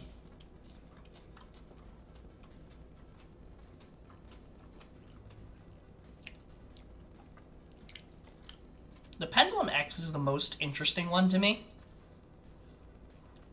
Because every other system, the Pendulum, every single other raising system, it was a case of being like, actually, hold on. Wrong button. There we go. Just making sure that it's still capturing your camera. Oh, thank God. Okay,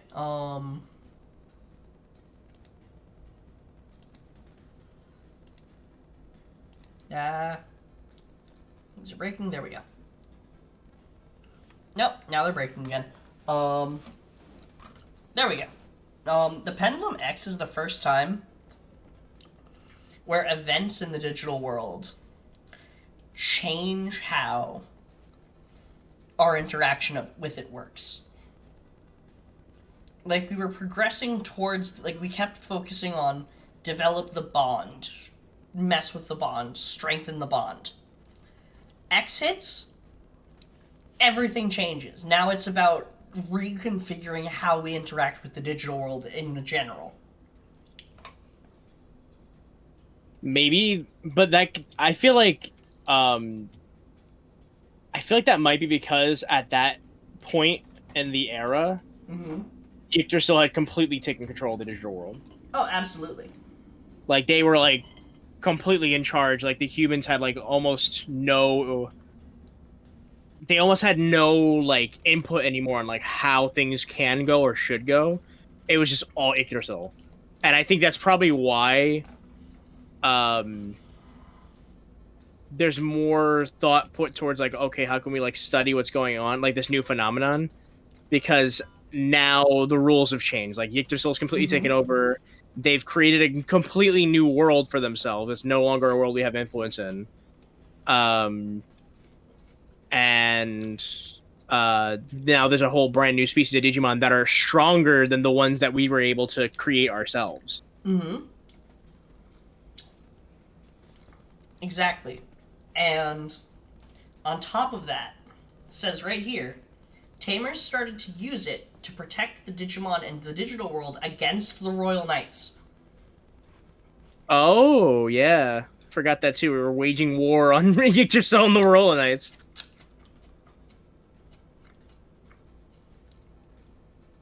Remember, Which is interesting. Chronicle is canon.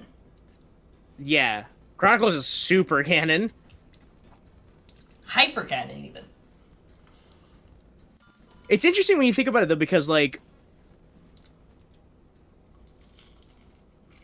Alphamon himself is a Royal Knight. So, like, did we just decide, well, you can't beat him, you gotta join him? Or did, like, that was just, like, a happy accident? Alphamon is explicitly described as the counterforce to the Royal Knights. Basically, Alphamon's entire purpose, as far as the system is concerned, is the recognition that it could be making a wrong decision, and thus ensuring that when the Royal Knights are deployed for any reason, there is something there to push back against them, so that if they're in the wrong, nothing, like, essentially, they neutralize each other. Failsafe. Exactly. Oh, we made a back door. Mm-hmm.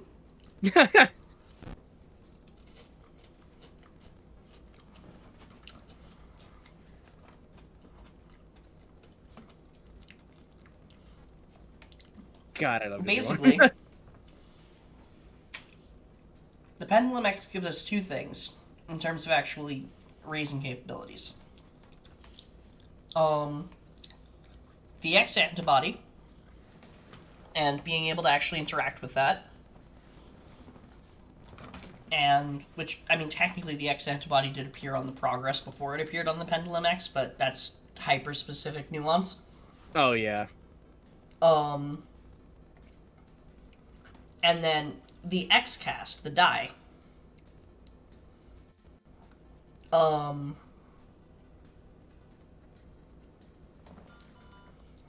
is meant to increase the power, and then we refined that system in the DMX to be able to actually make it work.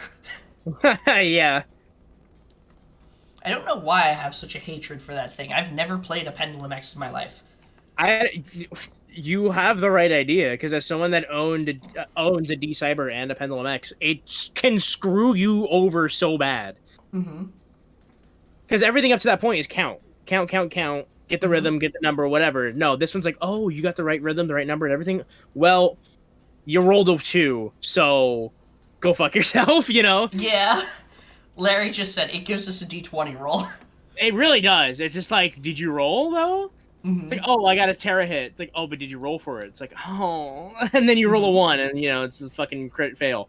Yeah. It's annoying. But it is a fun device. And the thing that fucks me up is I didn't know that, like, quite literally, they refer to it as a Digivice in lore. Mm-hmm.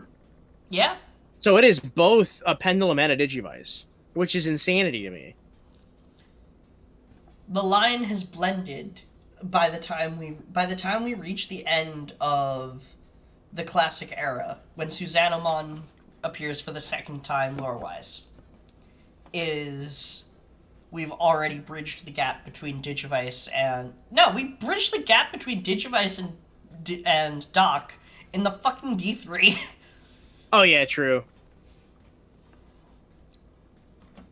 But the Accelerator is, I want to say, the first in the line of devices that was, like, explicitly meant to maximize the bond however possible. By trying to create more contacts between the Tamer and the Digimon. Oh, yeah, the DNA scan. Yeah, DNA scan, But also, you're DNA right. scan walked so that the vital brace heart rate sensor could run. Mm-hmm. So, um, it builds on previous devices. The Excel grip, red, measure can modulate the Digicore's RPM. By increasing the RPM, it can lead to a higher degree of energy released in attacks, um, and even can potentially trigger blast evolution. On the Pendulum X 3.0, blast evolution would turn your Digimon into a different Digimon temporarily. Yes. On the Axel, it triggers a blast mode. Or at least we thought it did. With the most recent Ghost Game episode, technically speaking, Oh. that line Oh has my been blurred. god. Oh my god. Are you? Is that what that is? Is that what that new Digimon was?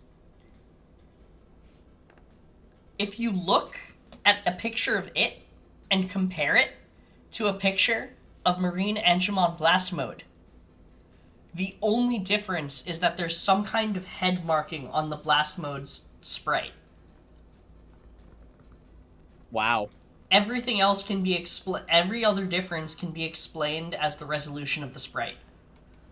Oh my fucking god. Bandai actually acknowledged the accelerator. Finally. I love that device. It's such a good one. It's so fun. I remember like finally getting it. Fucking shout out to Humulus. Humulus literally Hooked me the fought fuck tooth and up. nail for people to give the Excel a fucking chance. Yeah, and like I fucking appreciate it because I love that thing. One and two, gave me such a good deal on it, and that thing is so like I remember playing. I'm like, why is this one hated again? Like this is so fun. People hated it because it did not follow normal virtual pet rules. Yeah, I definitely think it's that. But if you just see it as like a, if you see it as like what do you want to call it? Like a kind of like the Pendulum X, honestly, where it's like or a D-Cyber, where it's like a mixture of the two. It's a lot of fun. It's a lot of fun. Yeah.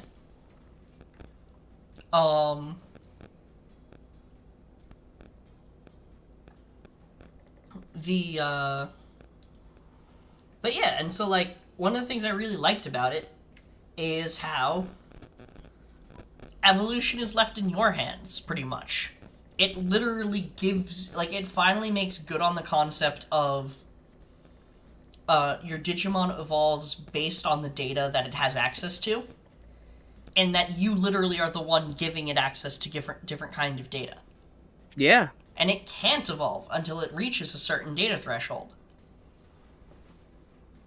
Which is it really nice, gives you especially that on a feel. device where you can go, where if you have enough items and access to them, you can go up and down the evolution tree as much as you want. Oh yeah. Like, I found the debug mode on the accelerator. It was fucking beautiful. I'd wake up one morning and decide my Terriermon should be a Chaosmon today, and then I'd go back down and I'd raise something else, and then the only thing that actually required any effort was Old Force Vidramon and battling a Pendulum X code 20 times. Oh yeah, I forgot about that. Yeah. But, the accelerator also gave us the 8 Digimon families, which is interesting. Because those same families would be carried over to the IC, which, while I have never actually seen,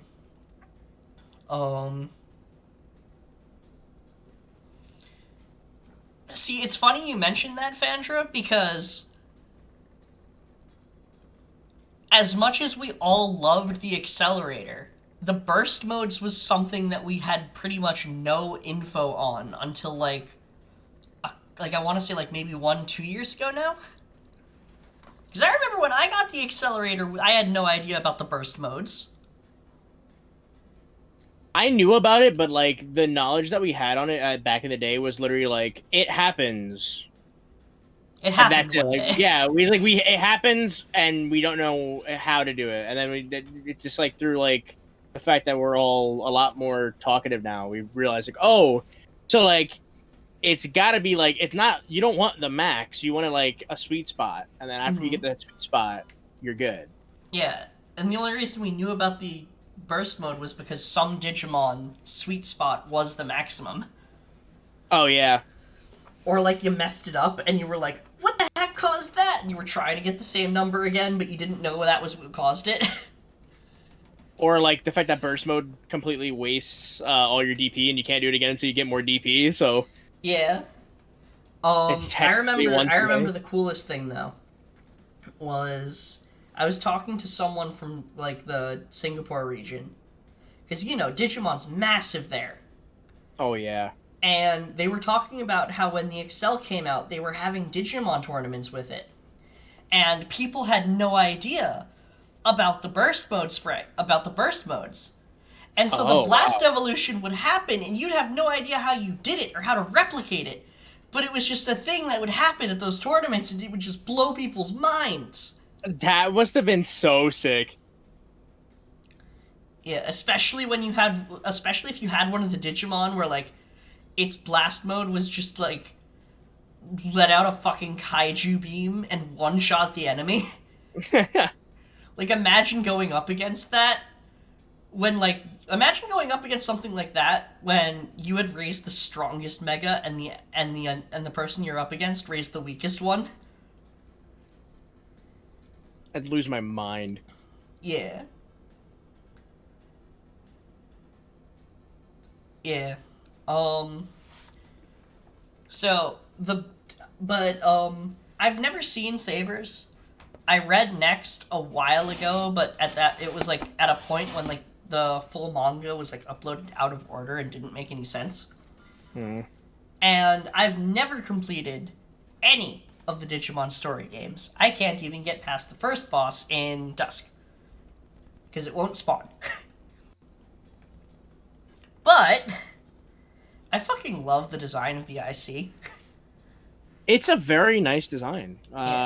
I have seen Savers. Don't really remember much of it, but I saw Data Squad when it came out. And I have the English version, and that thing's Mm-hmm. fun. Yeah. Yeah. No, I have the IC right here, like the Japanese version. I actually bought it off Red because Red had bought the second version of the IC, not the burst mode, but like the version 2 equivalent, Oh yeah, yeah, yeah. as well as the home version of the arcade game that was around at the time, which I mean this Oh goes my into. god, But I actually got to play around with that a few times and it was really cool because you that's raise awesome. your Digimon, you transport like you connect the IR and it like copies what Digimon you're raising, same way World does, and then it becomes like a rock paper scissors fighting game. It's insane. Oh, that's awesome. Yeah. Um. But IC is interesting because on the one hand, the charge system it literally feeds on your soul.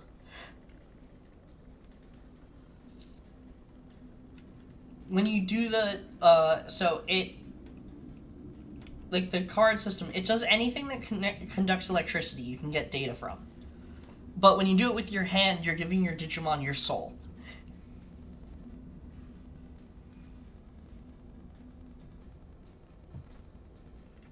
Which is one of the which is debatably the closest the bond ever got outside the vital bracelet. Sure. It also uses infrared communication system, which allows access not only to the other Digivice ICs, but the battle terminal as well. And it also uses the accelerator's RPM system, but does not necessarily have a blast mode. The Digivice Burst loses the prongs, but in exchange gains the ability to scan using the Tamer's Hand, which might even be a development on the detector, as in like the non-Japanese version of the scanner. Oh, you're right. Yeah, I didn't think of But also, when you synchronize the Tamer and Digimon's wavelength is when you get burst evolution. Synchronizing the wavelength. that. As in, for example, synchronizing your Digimon to your heartbeat? And how much you're working out. Your PP, if you will. Okay, no, but like one of the craziest things to me is that like one of those early Vital Bracelet interviews on the Mon memo, they talked about how if you're anxious, like you're in a work meeting and you're anxious and your heart rate increases, your Digimon becomes more active as well. Oh, you're right. Yeah. They explicitly programmed it so that your Digimon gets like goes into fight or flight mode when you do. Hmm.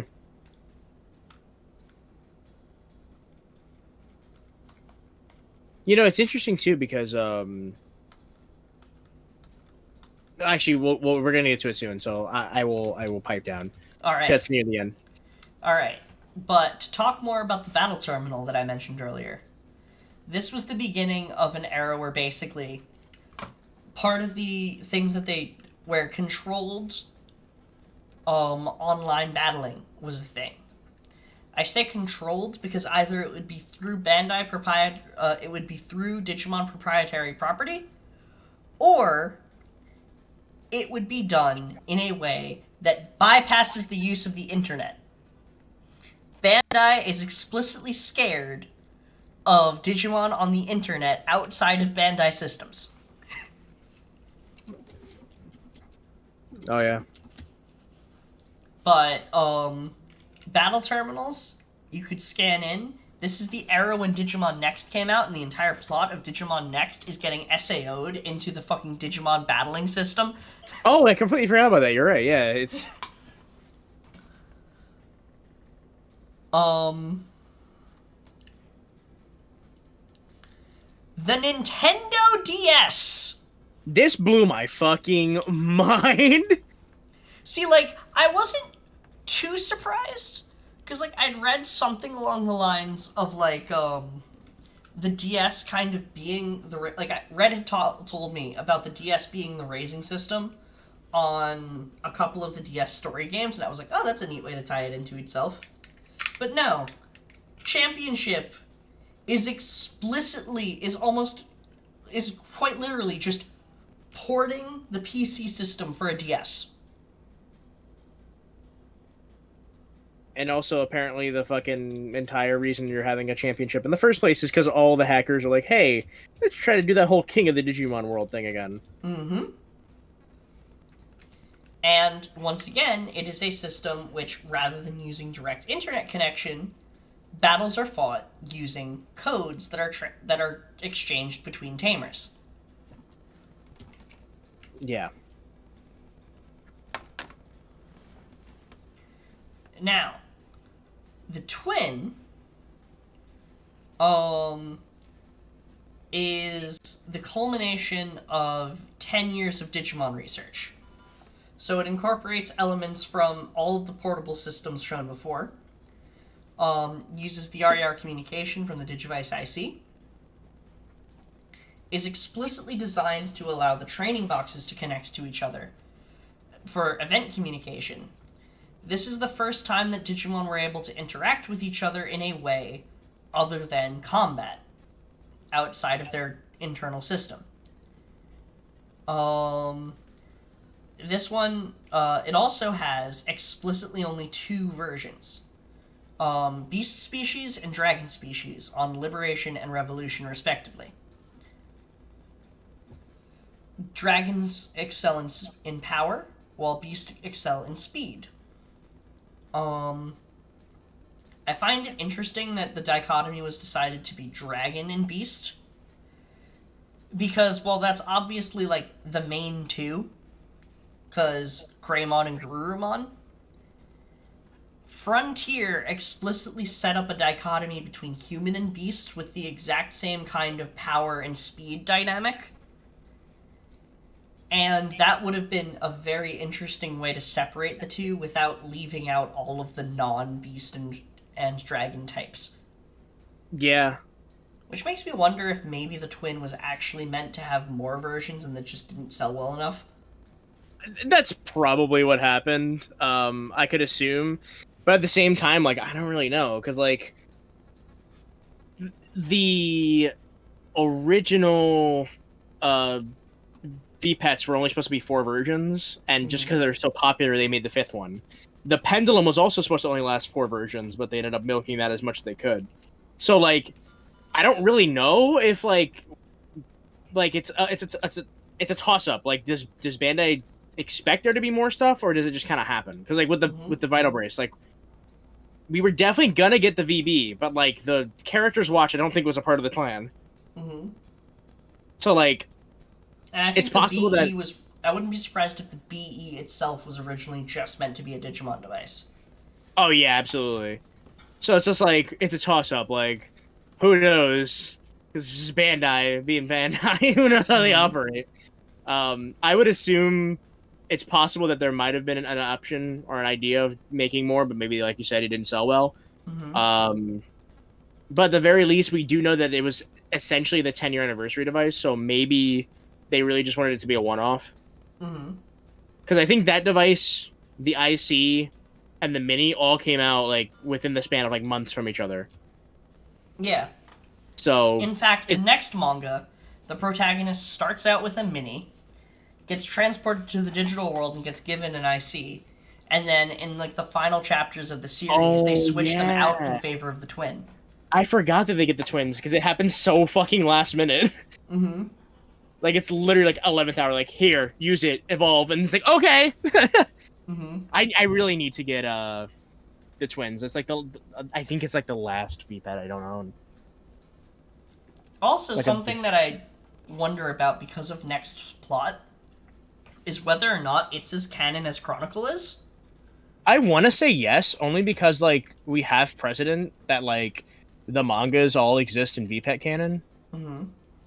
But, like, what particularly gets me about it is that this is an era in which the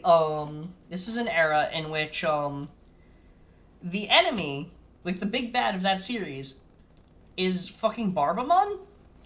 Yeah. And his motivation is that people don't take care of their Digimon if they get a Trashmon. So he wants to cut the digital world off from the humans. Like, he's basically just like, no, you don't deserve us. Yeah. This relationship is toxic and we're getting out. And then the protagonists are basically just showing, but look, we're good. He's like, fine. I guess. Which is made even better by the fact that, scrolling back up a little bit, the battle terminal machines were invaded by the 7 Great Demon Lords. True. The IR era is fucking crazy. It's absolutely unhinged. I feel like they were really on some shit. I mean, think about it like this, though. We've talked about it. You know, Barbamon is one of the Demon Lords, leader of the Demon Lords. Lucemon. Lucemon was originally an angel created by Yggdrasil to take control of the digital world for Digimon. So the idea of, like, trying to divorce the connection between the two because it could be toxic, and it is. I mean, inherently it kind of is. I mean, the basis of the entire series was that, you know, a bunch of, like, researchers decided to play God. So, like, which is made even funnier by the fact that Lucimon's end goal seems to have been the restoration of that link. True, yeah. Which makes me wonder, was Barbamon always, like, it makes me wonder if Barbamon itself, was actually trying to divorce it from all Digimon, or if it was trying to establish a precedent for removing bad tamers and like only using kind of chosen children system. Oh, I mean, that could be it. I mean, if Nexus canon, it happens post Chronicle, Mm-hmm. um, pre DMX. Mm-hmm. So There's time for character maybe, development if needed. yeah. All right, on the subject of the X, we get to the revival era. Yay. The DM20 in the shape of the classic dock, the Pendulum 20th in the shape of the classic pen, the DMX using the classic dock shape as a return to the old digital world, and then finally, after the fusion of the old and new into what we call Ragnarok, we get the Pendulum Z examining the new environments and the new Digimon that are coming into being there. Which is, this is the one thing that I always like, and I cannot find the tweet anymore. I believe they deleted it since it's just a super old tweet. It was back in this era. A fan had the fucking, like, one of the Japanese fans who was like a real one who knew all this shit, asked Bandai directly. I think they asked him, like how does the 20th work exactly if like the old digital world is supposed to be gone and dead? And like Bandai was like, oh, don't worry, we thought of that. This takes place in the new digital world, which is why you can Jawgrass and there are newer Digimon and some Digimon can go Mega, which is genius. And then they went back! And then they went back, yeah. So it's like they knew, and I think they answered that question on purpose to kind of hype up, that era that was coming out. Yeah. The new features that are involved is the copy system, which a lot of it, something that Ravel brings up a lot in this article, is how a lot of times features that come out in newer devices were present in older versions, but this is the first time they appear in mobile form. So, like, the copy system appeared in the PC WonderSwan and Nintendo DS. Some of the DS games, I don't know if it's true for Championship, but I know it's true for, like, Dawn and Dusk. You could combine two Digimon that weren't Jawgrass partners and get something like a Digi-Egg. Oh, I didn't know that. Yeah. Or, like, the ability to, like, essentially feed a Digimon other Digimon to increase its level or something. Like in Tamers. That appears in a bunch of the video games. The copy feature. There's ability to train more than one Digimon. Switching from the shared training box concept to the freezer system, which is how our backup system works now. Yeah.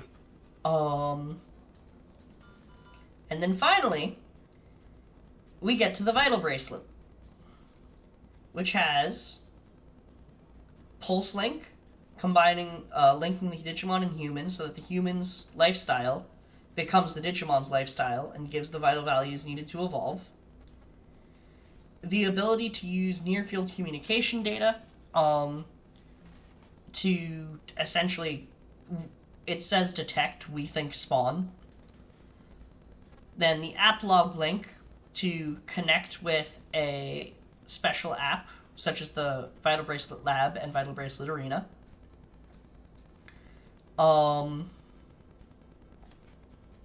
There's also the spot function. Oh yeah, I still like. We still don't know what it is because it hasn't happened in Japan yet either. Oh, it still hasn't happened? Yeah. According to Cyan, though, who, like, you know Cyan, they know everything about this device, inside, outside, every side. According to Cyan, all the Spot is going to be able to do is perform functions that, like restore, like mood ups, VP up, etc. Oh, so the items that we already had in the app that Yeah. they're going to deprecate, they're going to replace with Spot?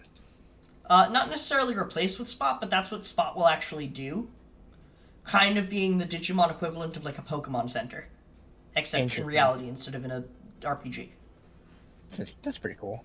Yeah. It also means that if anyone wanted to make some kind of program which were to expand the Vital Bracelet BE's capabilities, that they could set up a signal to basically serve as a spot point in order to restore and give like mood ups or something. That would be a really cool idea. Yeah. Vital Bracelet is tied to Digimon Identified Memories, or DIM cards. They are data memories that contain data on a certain Digimon and a region of the digital world. Just like the capture data from the classic stuff. Yep. When used with the Vital Bracelet, the device will download the data from the card and load it onto an empty Digitama. The Digitama will hatch into the Digimon that was identified by the DIM card.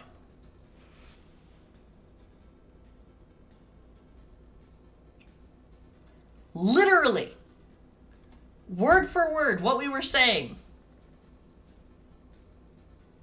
Yeah. And something that like I like is the fact that like even Ravel mentions like what you had said fucking a year ago now, that the DIM cards function exactly like they do in the show, where like it's not the data.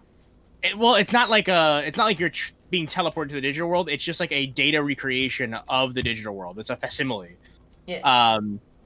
Which I think is amazing. Like I love the fact that like the anime is like mentioning or at least like referencing, what is how the toys are working. It's just really interesting to me. Now, the way that Ravel writes this part kind of like is from the perspective of we live in the reality that is a Ghost game. Or rather that we live in the reality of the promos, but I will be interpreting it in a way that assumes that we have not been locked out of the hologram technology that the Vital Bracelets possess.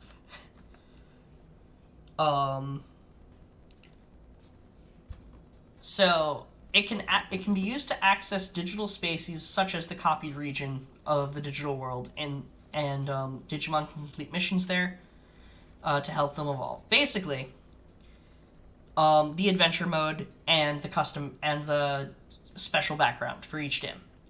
Yeah. Like I was saying before, in the keychains, where you only have one set of capture data that can be loaded, environmental data for that cap was probably a part of that capture data, and that environmental data forms the basis of the background that is made up for it.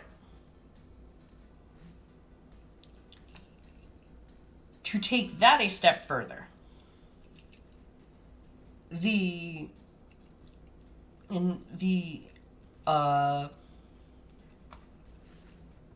sorry, I just lost my train of thought for a second. To take that a step further,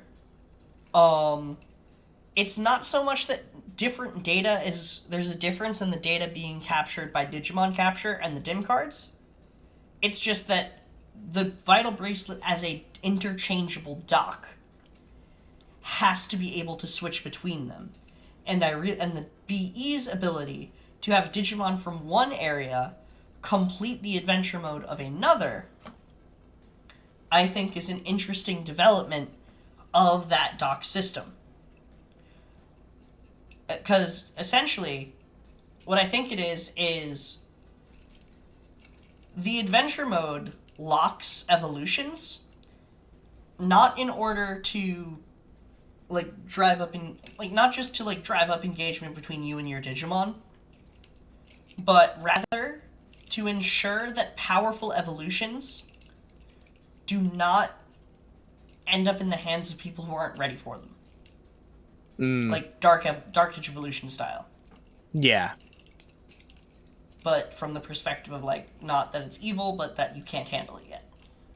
And so the ability to do an adventure mode with a Digimon you've already raised, as opposed to like raised on a different set rather than having to use the current one you have, I think, is a development of that idea of like, okay, you've raised a Digimon that's this powerful, so you can raise one, so you can raise this one.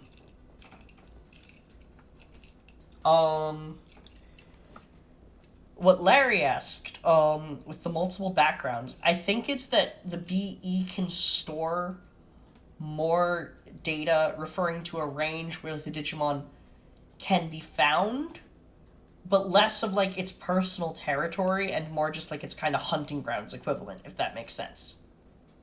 The Cyanics mod for the B can add It you can gives you use all the access to backgrounds. all of the backgrounds, Yeah, because which I I that's, think is actually like letting you set. that's one of the main reasons I want to get that, and the fact that you can continue adventure mode and continue like working out, Yeah.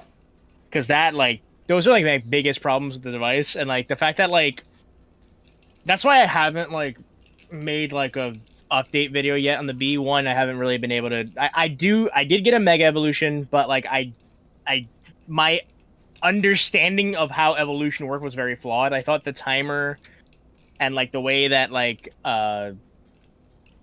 your stats transferred, I had a completely different idea of how it actually is. So I have like a D rank uh dragon mode Imperial Dramon Mm-hmm. because of that. But Mm-hmm. I do think that it's a very interesting system at the base of it, and I Mm-hmm. do like the fact that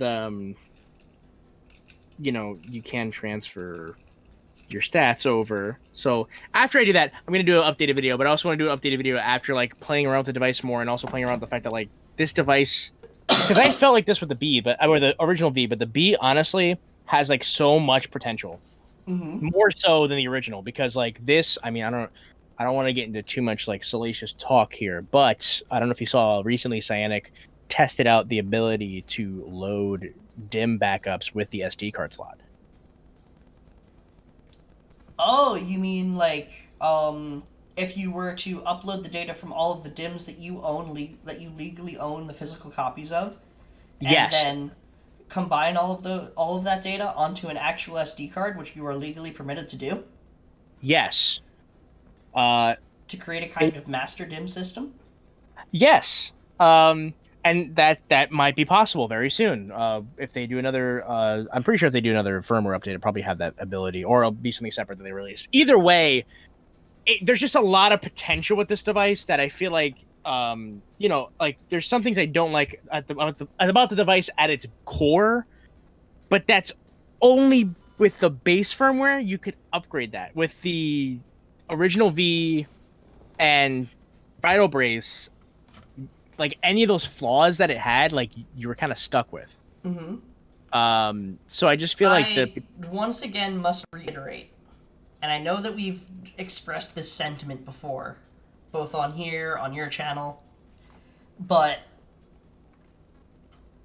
part of Digimon returning to its reboot era is the acknowledgement by the Digimon team that Digimon fans are Digimon Virtual Pet fans are very much the exact kind of people that they wrote, the exact kind of people that the hackers that they may or may not have made up as the basis for what became Digimon were in their minds.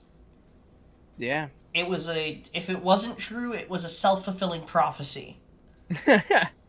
Because like in that fucking interview you had, Digimon fans are creative and inventive and that knowing fucking look at the camera. And Bandai knows what we like to do with our virtual pets, and rather than turn a blind eye, they will put on a blindfold. Yeah. If there is any conceivable way they can let us get away with it, we will get away with it. As we have for quite some time now. Yeah, and so Bandai will not give two shits about any kind of updates we make with custom firmware for the BE, because we have to buy a BE. True. As long as we do not cross that line and Bandai's still getting their bottom dollar, the Digilab will let us run wild. And even if you think about it, like, you know, just like you said, it doesn't hurt the bottom line. At the same time, it kind of drives engagement and, like, discussion with these things. Exactly. And I feel like, you know, that is kind of, like, at its core what they do. knows that that's a good thing. Yeah. And that's why Papa Bandai doesn't hear about it.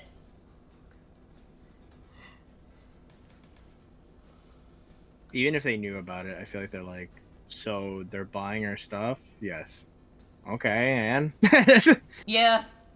The nice thing about Digimon being the redheaded stepchild of Bamco is that we get away with shit like this.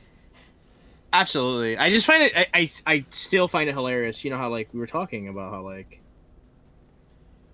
it's so funny to me that they, like, Bandai doesn't trust in the Digimon brand. Like, their distrust of the Digimon brand is so thick that, like, they didn't realize that the Vital Brace worked because it was Digimon. Mm-hmm. They were like, oh, it could just work for everything. It's like, and it does. I mean, the B is taking that and running with it. But actually, like, works in a way that makes that viable. Yeah, like, the idea of, like, oh, let's split the team and work on another device, like, that was not it. They should have just all been on one thing, which they figured out afterwards, but still, like, they just didn't realize, like, oh, like, it should be at the core, like, a Digimon device, and then everything else should be, like, extra. Mm-hmm. And yeah,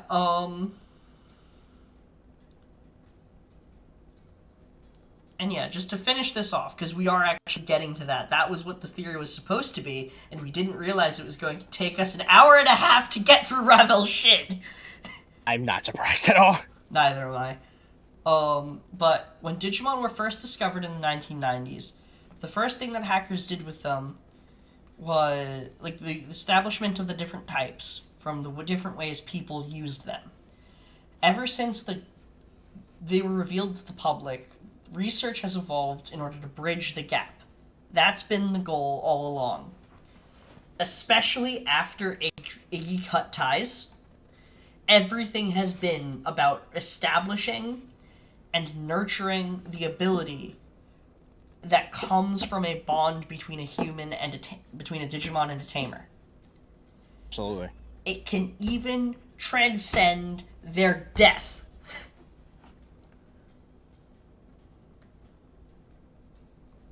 Except for the VB and the B for some reason. Yeah. Also, Larry Box has the right idea. We are indeed the crack team. We are the crack team. The Digivice, the current Vital Bracelet shows a device whose entire focus is on that bond. The division between human and Digimon is getting more and more blurred ever since Frontier, and any action from either side is affecting the other as if they were pieces of a whole. What is a Digimon, and what is this bond, is what the research is focusing on.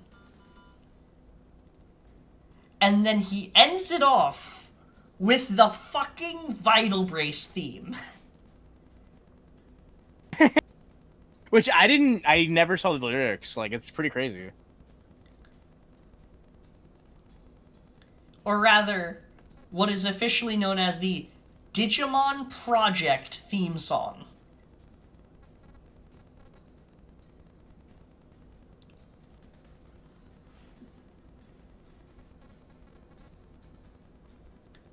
And so now, we get to our theory.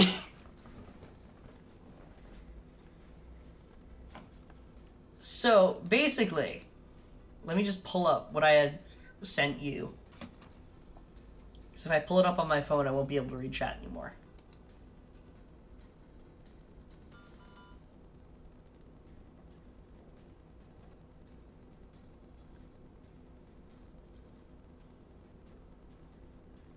Alright, here we go. So,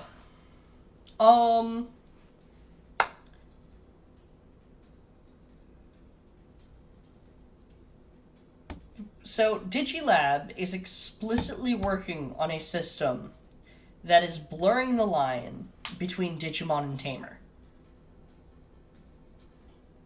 And something I think that is key that we need to remember is that, like you said earlier, the BE is a shared bracelet for all franchises that have BEMs, right? Yes. But Digimon is still the core. VB Arena doesn't imply it. The bridal bracelet itself does not imply it. But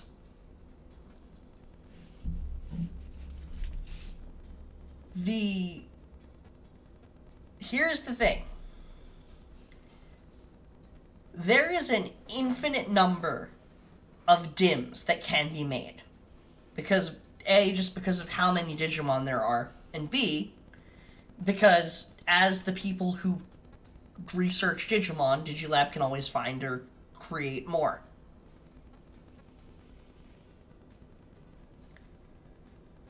You can't do that with a seasonal anime or Kamen Rider series. No. There are only so many designs in Kamen Rider 01 for you to turn into raisable characters on a BE. There are only so many Hiroaka characters and different costumes that they wear for you to actually put on a Hiroaka BEM. Even continuing off of that, there are only so many franchises Bandai has the rights to put on a BE.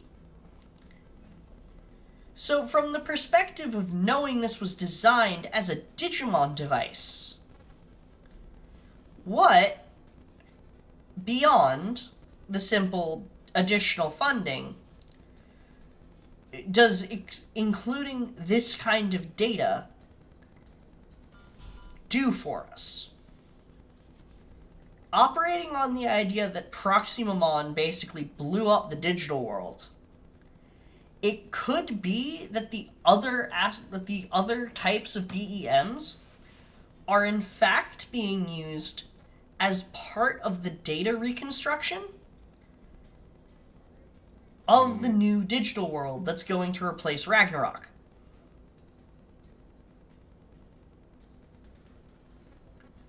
It's intaking what is essentially a flood of new data in order to rebuild. And so it has to get our Digimon used to that. So right now, they're all kept separate. Right now, there is a clear divide between a BE Digimon and a VB Digimon. But if in the future they tear down the walls in terms of arenas and shit, and we can have Proximamon beat the shit out of Deku, I wish. that implies that the rebuilt digital world is going to include data based on the modern internet. There's no longer an infrastructure of the older systems, so we have to adapt and create newer ones. Hell, what if the reason the VB lab was initially an external, was developed externally, was because they had to lay the framework for VB Arena, because VB Arena is just straight up a rebuild of the Coliseum websites from before the fucking digital world.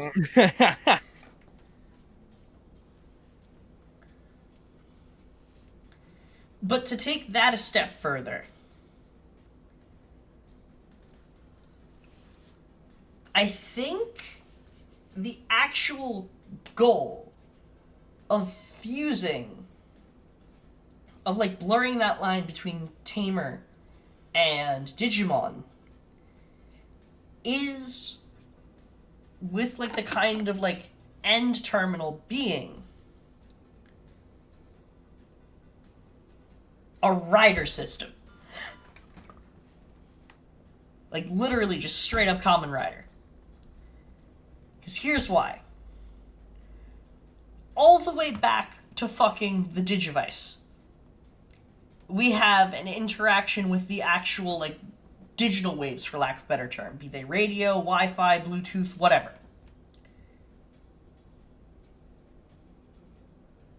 We are actively developing into a reality where AR glasses are going to be a regular thing. I can put on my VR headset that I use to play Beat Saber and train my Digimon at the same time. Thank you, Cyanic. There is a mode for that where I can double tap it, and it'll start using the cameras to determine how far away I am from objects and shit, and actually project to me an augmented reality. That augmented reality looks like shit and is terrible because it's not designed to be walked around in. But, like, there's holographic projections and I can see the people in front of me. Kamen Rider is a tokusatsu franchise also owned by Toei, and thus merchandise stuff is owned by Bandai. Basically imagine Power Rangers, but they're not necessarily a team. The suits look cooler, and there's no Megazords. Except for the few times where there's something very similar. Yeah.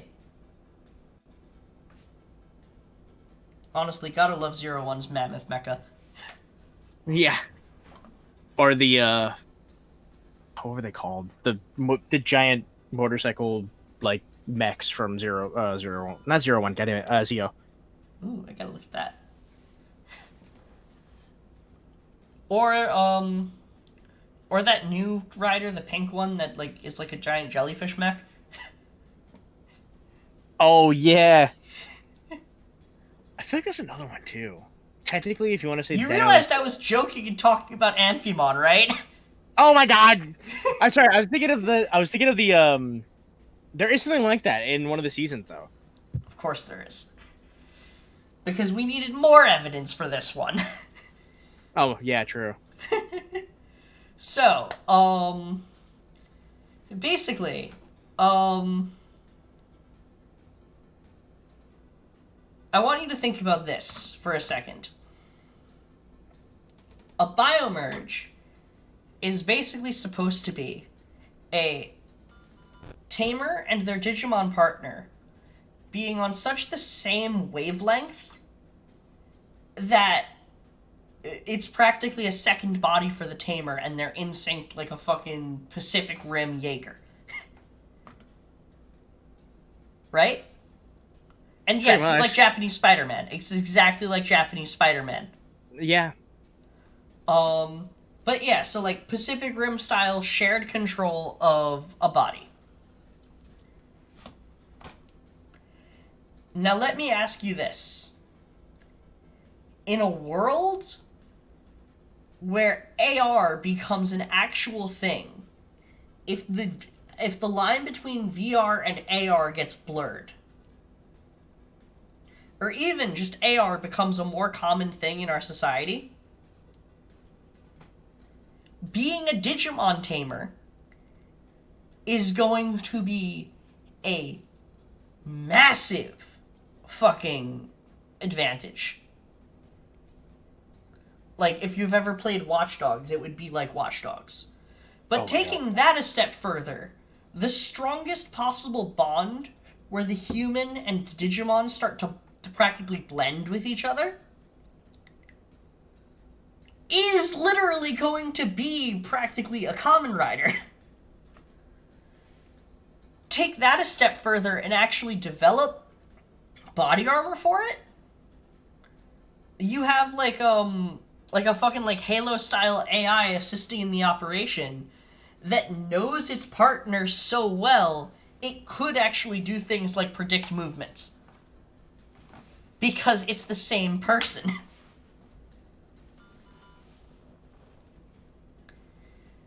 Cyberpunk Digimon is going to be a darker version of 01.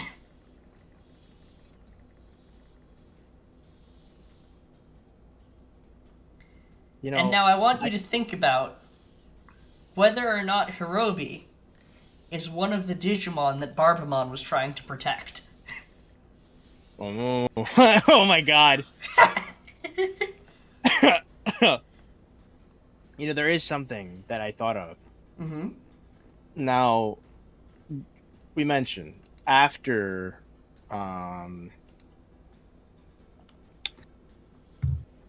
so the VB Lab app is closing, right? Mm-hmm. And our theory when that was still active, RIP. I really wish we would have gotten one last hurrah raid, but I guess that's not happening. Our theory was that essentially they were trying to like gear us towards something, or at least train us for something. But I kind of have a somewhat separate theory now, and that theory is thus. So you know, we were the only way we could fight was just like with like data, wasn't actual real time battles. And that was kind of just really to help train our Digimon to get them stronger for the raids. Now that the raids are done, we have this app where we can actually fight each other. And just like we were mentioning, we could probably try to become the king and win.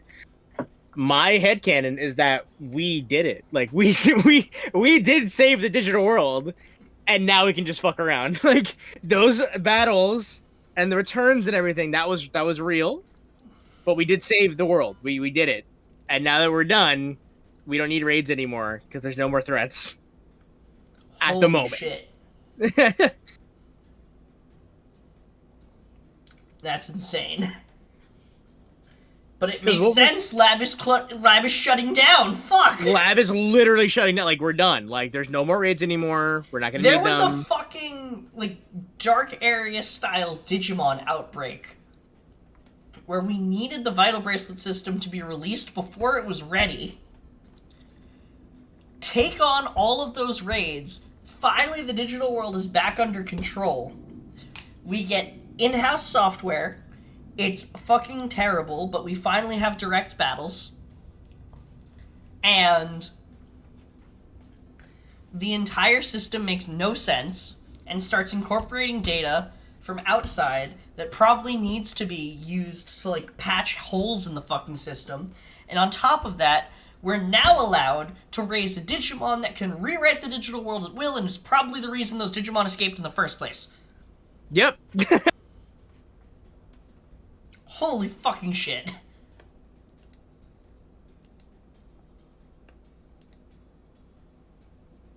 Just holy fucking shit. Yeah. We did it. We saved the world. At what cost? Loading times. Loading times were the cost. Loading times and a stable server. Yeah.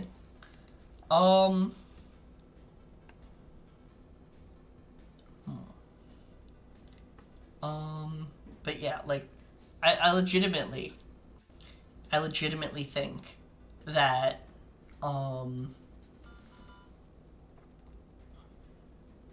fuck, you're probably right, dude.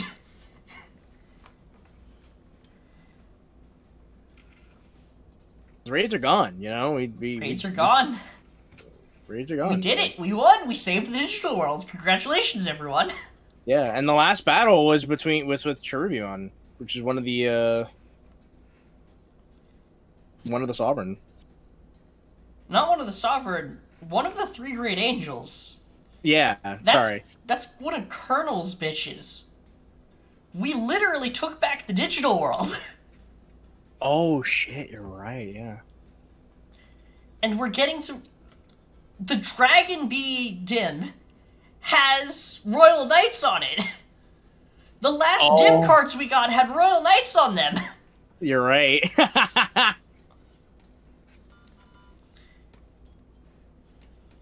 We took, like, full control. Yes, Larry, of course Proxima is stronger than Millennium Mon. Proxima rewrites the existence of reality. Oh yeah, Proxima just, like, can just do whatever. It doesn't matter, digital or not. Which, like, have we ever seen anything that disgustingly broken? I feel like no. The closest thing is Susanomon in that it also has the ability to destroy and recreate the world. Yeah, but that's just the digital world, not the real world, right? Well, Proximamon isn't necessarily dealing with the real world either. True. Um, but yeah, like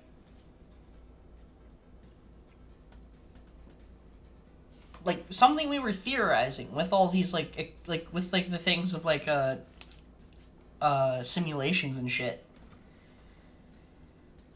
and with the idea of Lucamon as it is now going to be raised by Jessamon,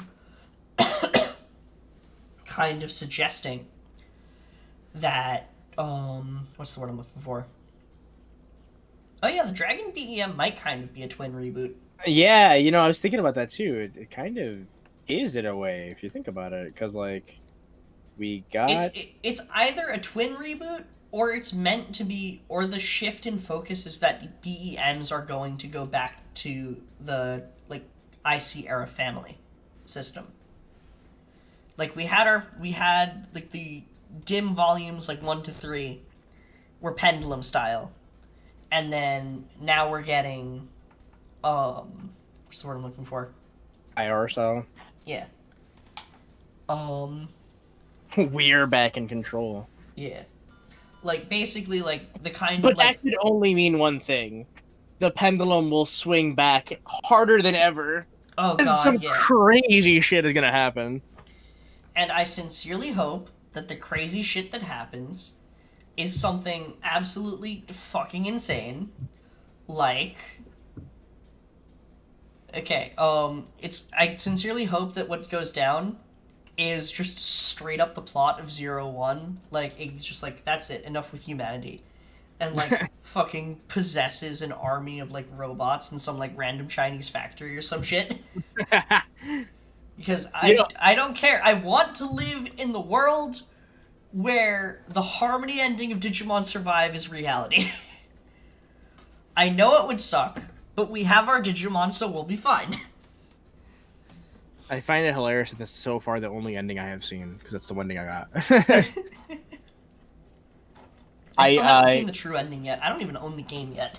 I have not seen any of the other endings yet at all. Period. Yeah. Because this beating that game was just such an emotional roller coaster. I don't know if I want to go back in yet. Yeah, that's fair. That's fair.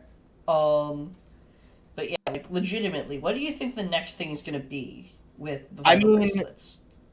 I don't know. I was gonna ask you the same thing, honestly, because like right now, dim releases are a lot slower, which I don't mind at all because they went ham. Honestly. I kind of don't mind only because they went ham hard with the original VB. Listen, I mean, we did get a drought towards the end. Listen, I was fine with the drought towards the end before, because we had a lot of variety to work with. The BE completely resets the playing field with how bad the legacy dims are. Yeah, true. To the point where, like, a drought like this is something you actually feel. Yeah, we haven't had a drought this bad since we were waiting for the fucking Agumon and Gabumon dims to drop. Yeah. I do think they should have dropped more dims at once. I think they should have dropped, like... Because we got, like, Imperial Dramon and the Gamamon dim, and then the hey, actually, that's kind of it. That's what launched. And those were good. And then we got the 25th dim. Yeah. And now we have the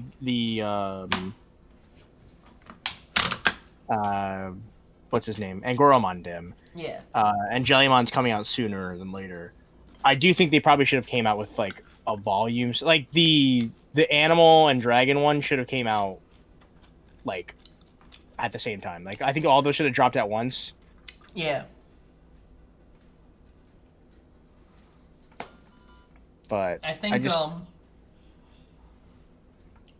something a friend of mine mentioned is that they're probably going to announce the winners of those roster contests at Digimon Con. That would be smart. I just realized that. You're right, yeah. Because that's next month. Yeah. What day is it going to be again? I don't remember. Yeah, I gotta check the date. But,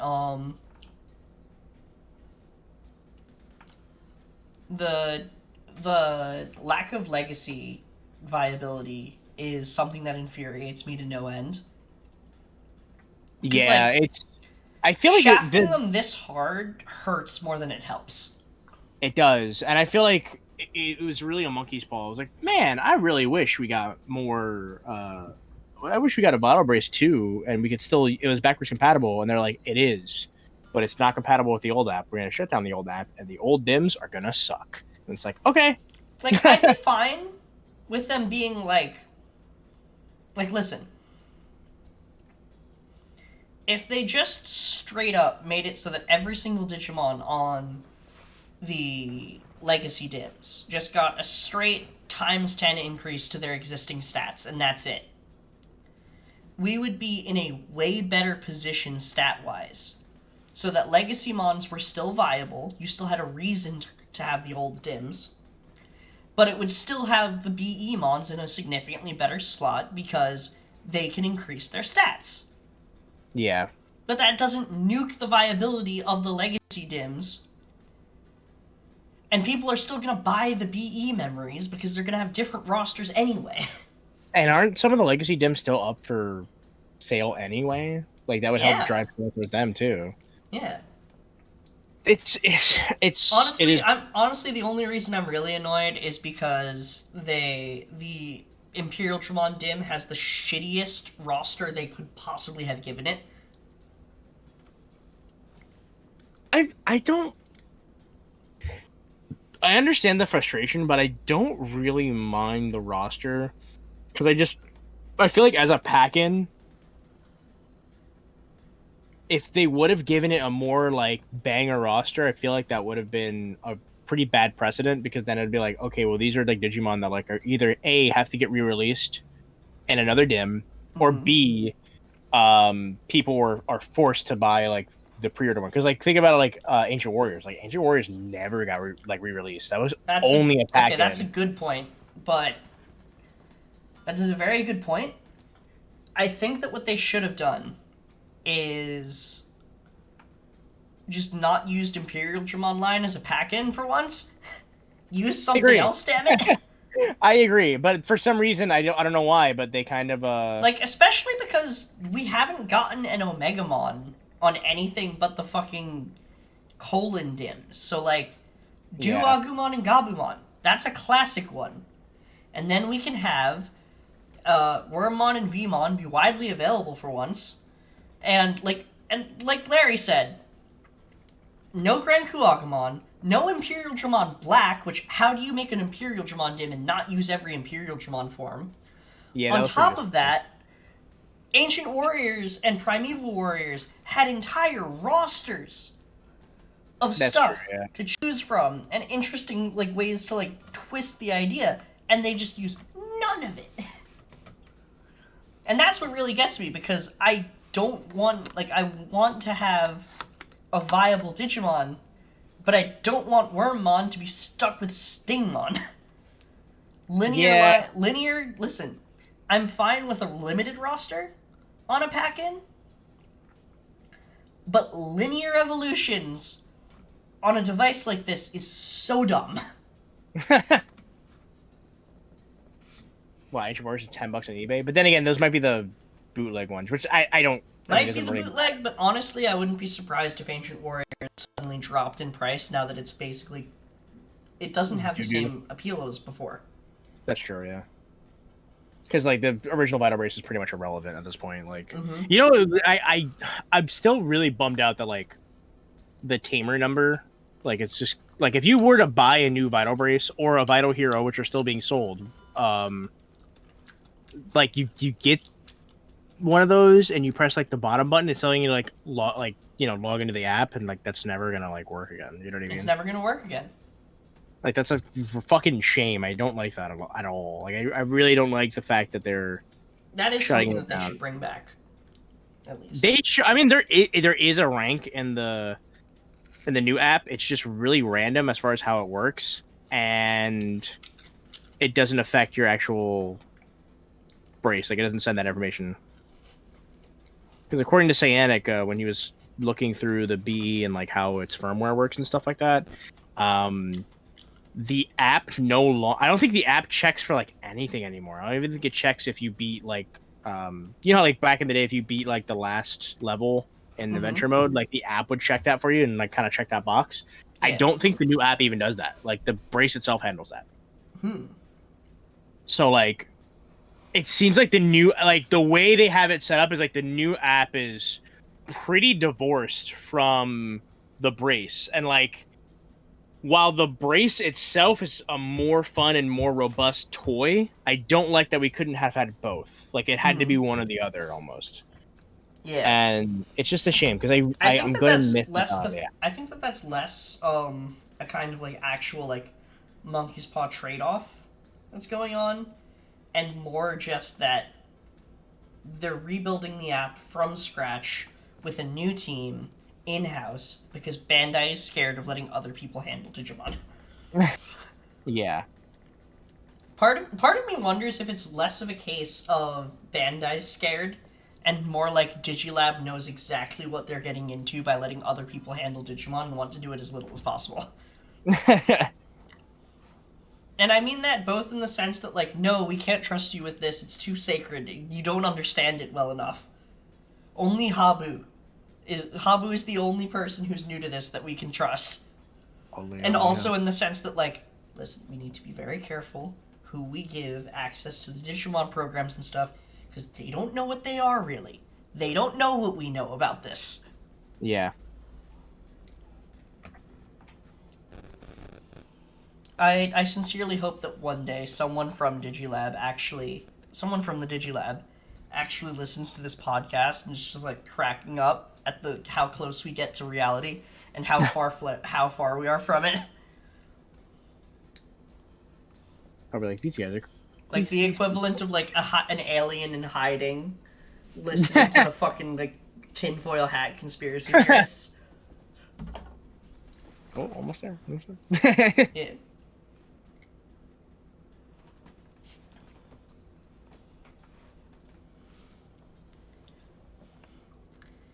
Well, my mind has been blown multiple times today.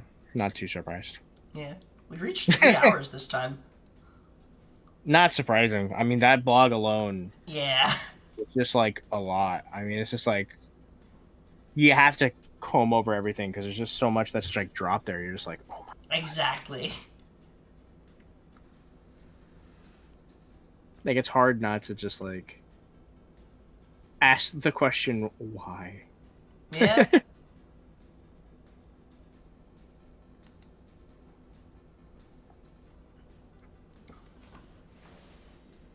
All right. I don't know about you, but I feel like this is a big enough headache to call it here. My head does indeed hurt. I definitely think that I hope we get raids back. Probably not going to happen. And I hope we get more dims because I will. I hope we get more dims. I hope that Wormmon and Hoodymon both appear on the eventual insect dim. That might not even happen if chat was right about the Beast and Dragon dims being a twin reference and not an actual set of the 8 families. Yeah. Could be either or at this point. Yeah. Alright. Well, the music just tried to cut out on itself, so I think that's a good sign that we should probably stop before my computer starts to resemble the sun. Good night, everyone. I'll see you all in therapy. Yeah.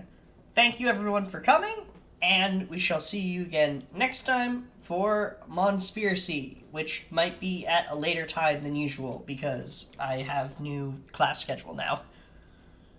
Boo, class sucks. Yeah. Alright. See ya! Good night, everyone.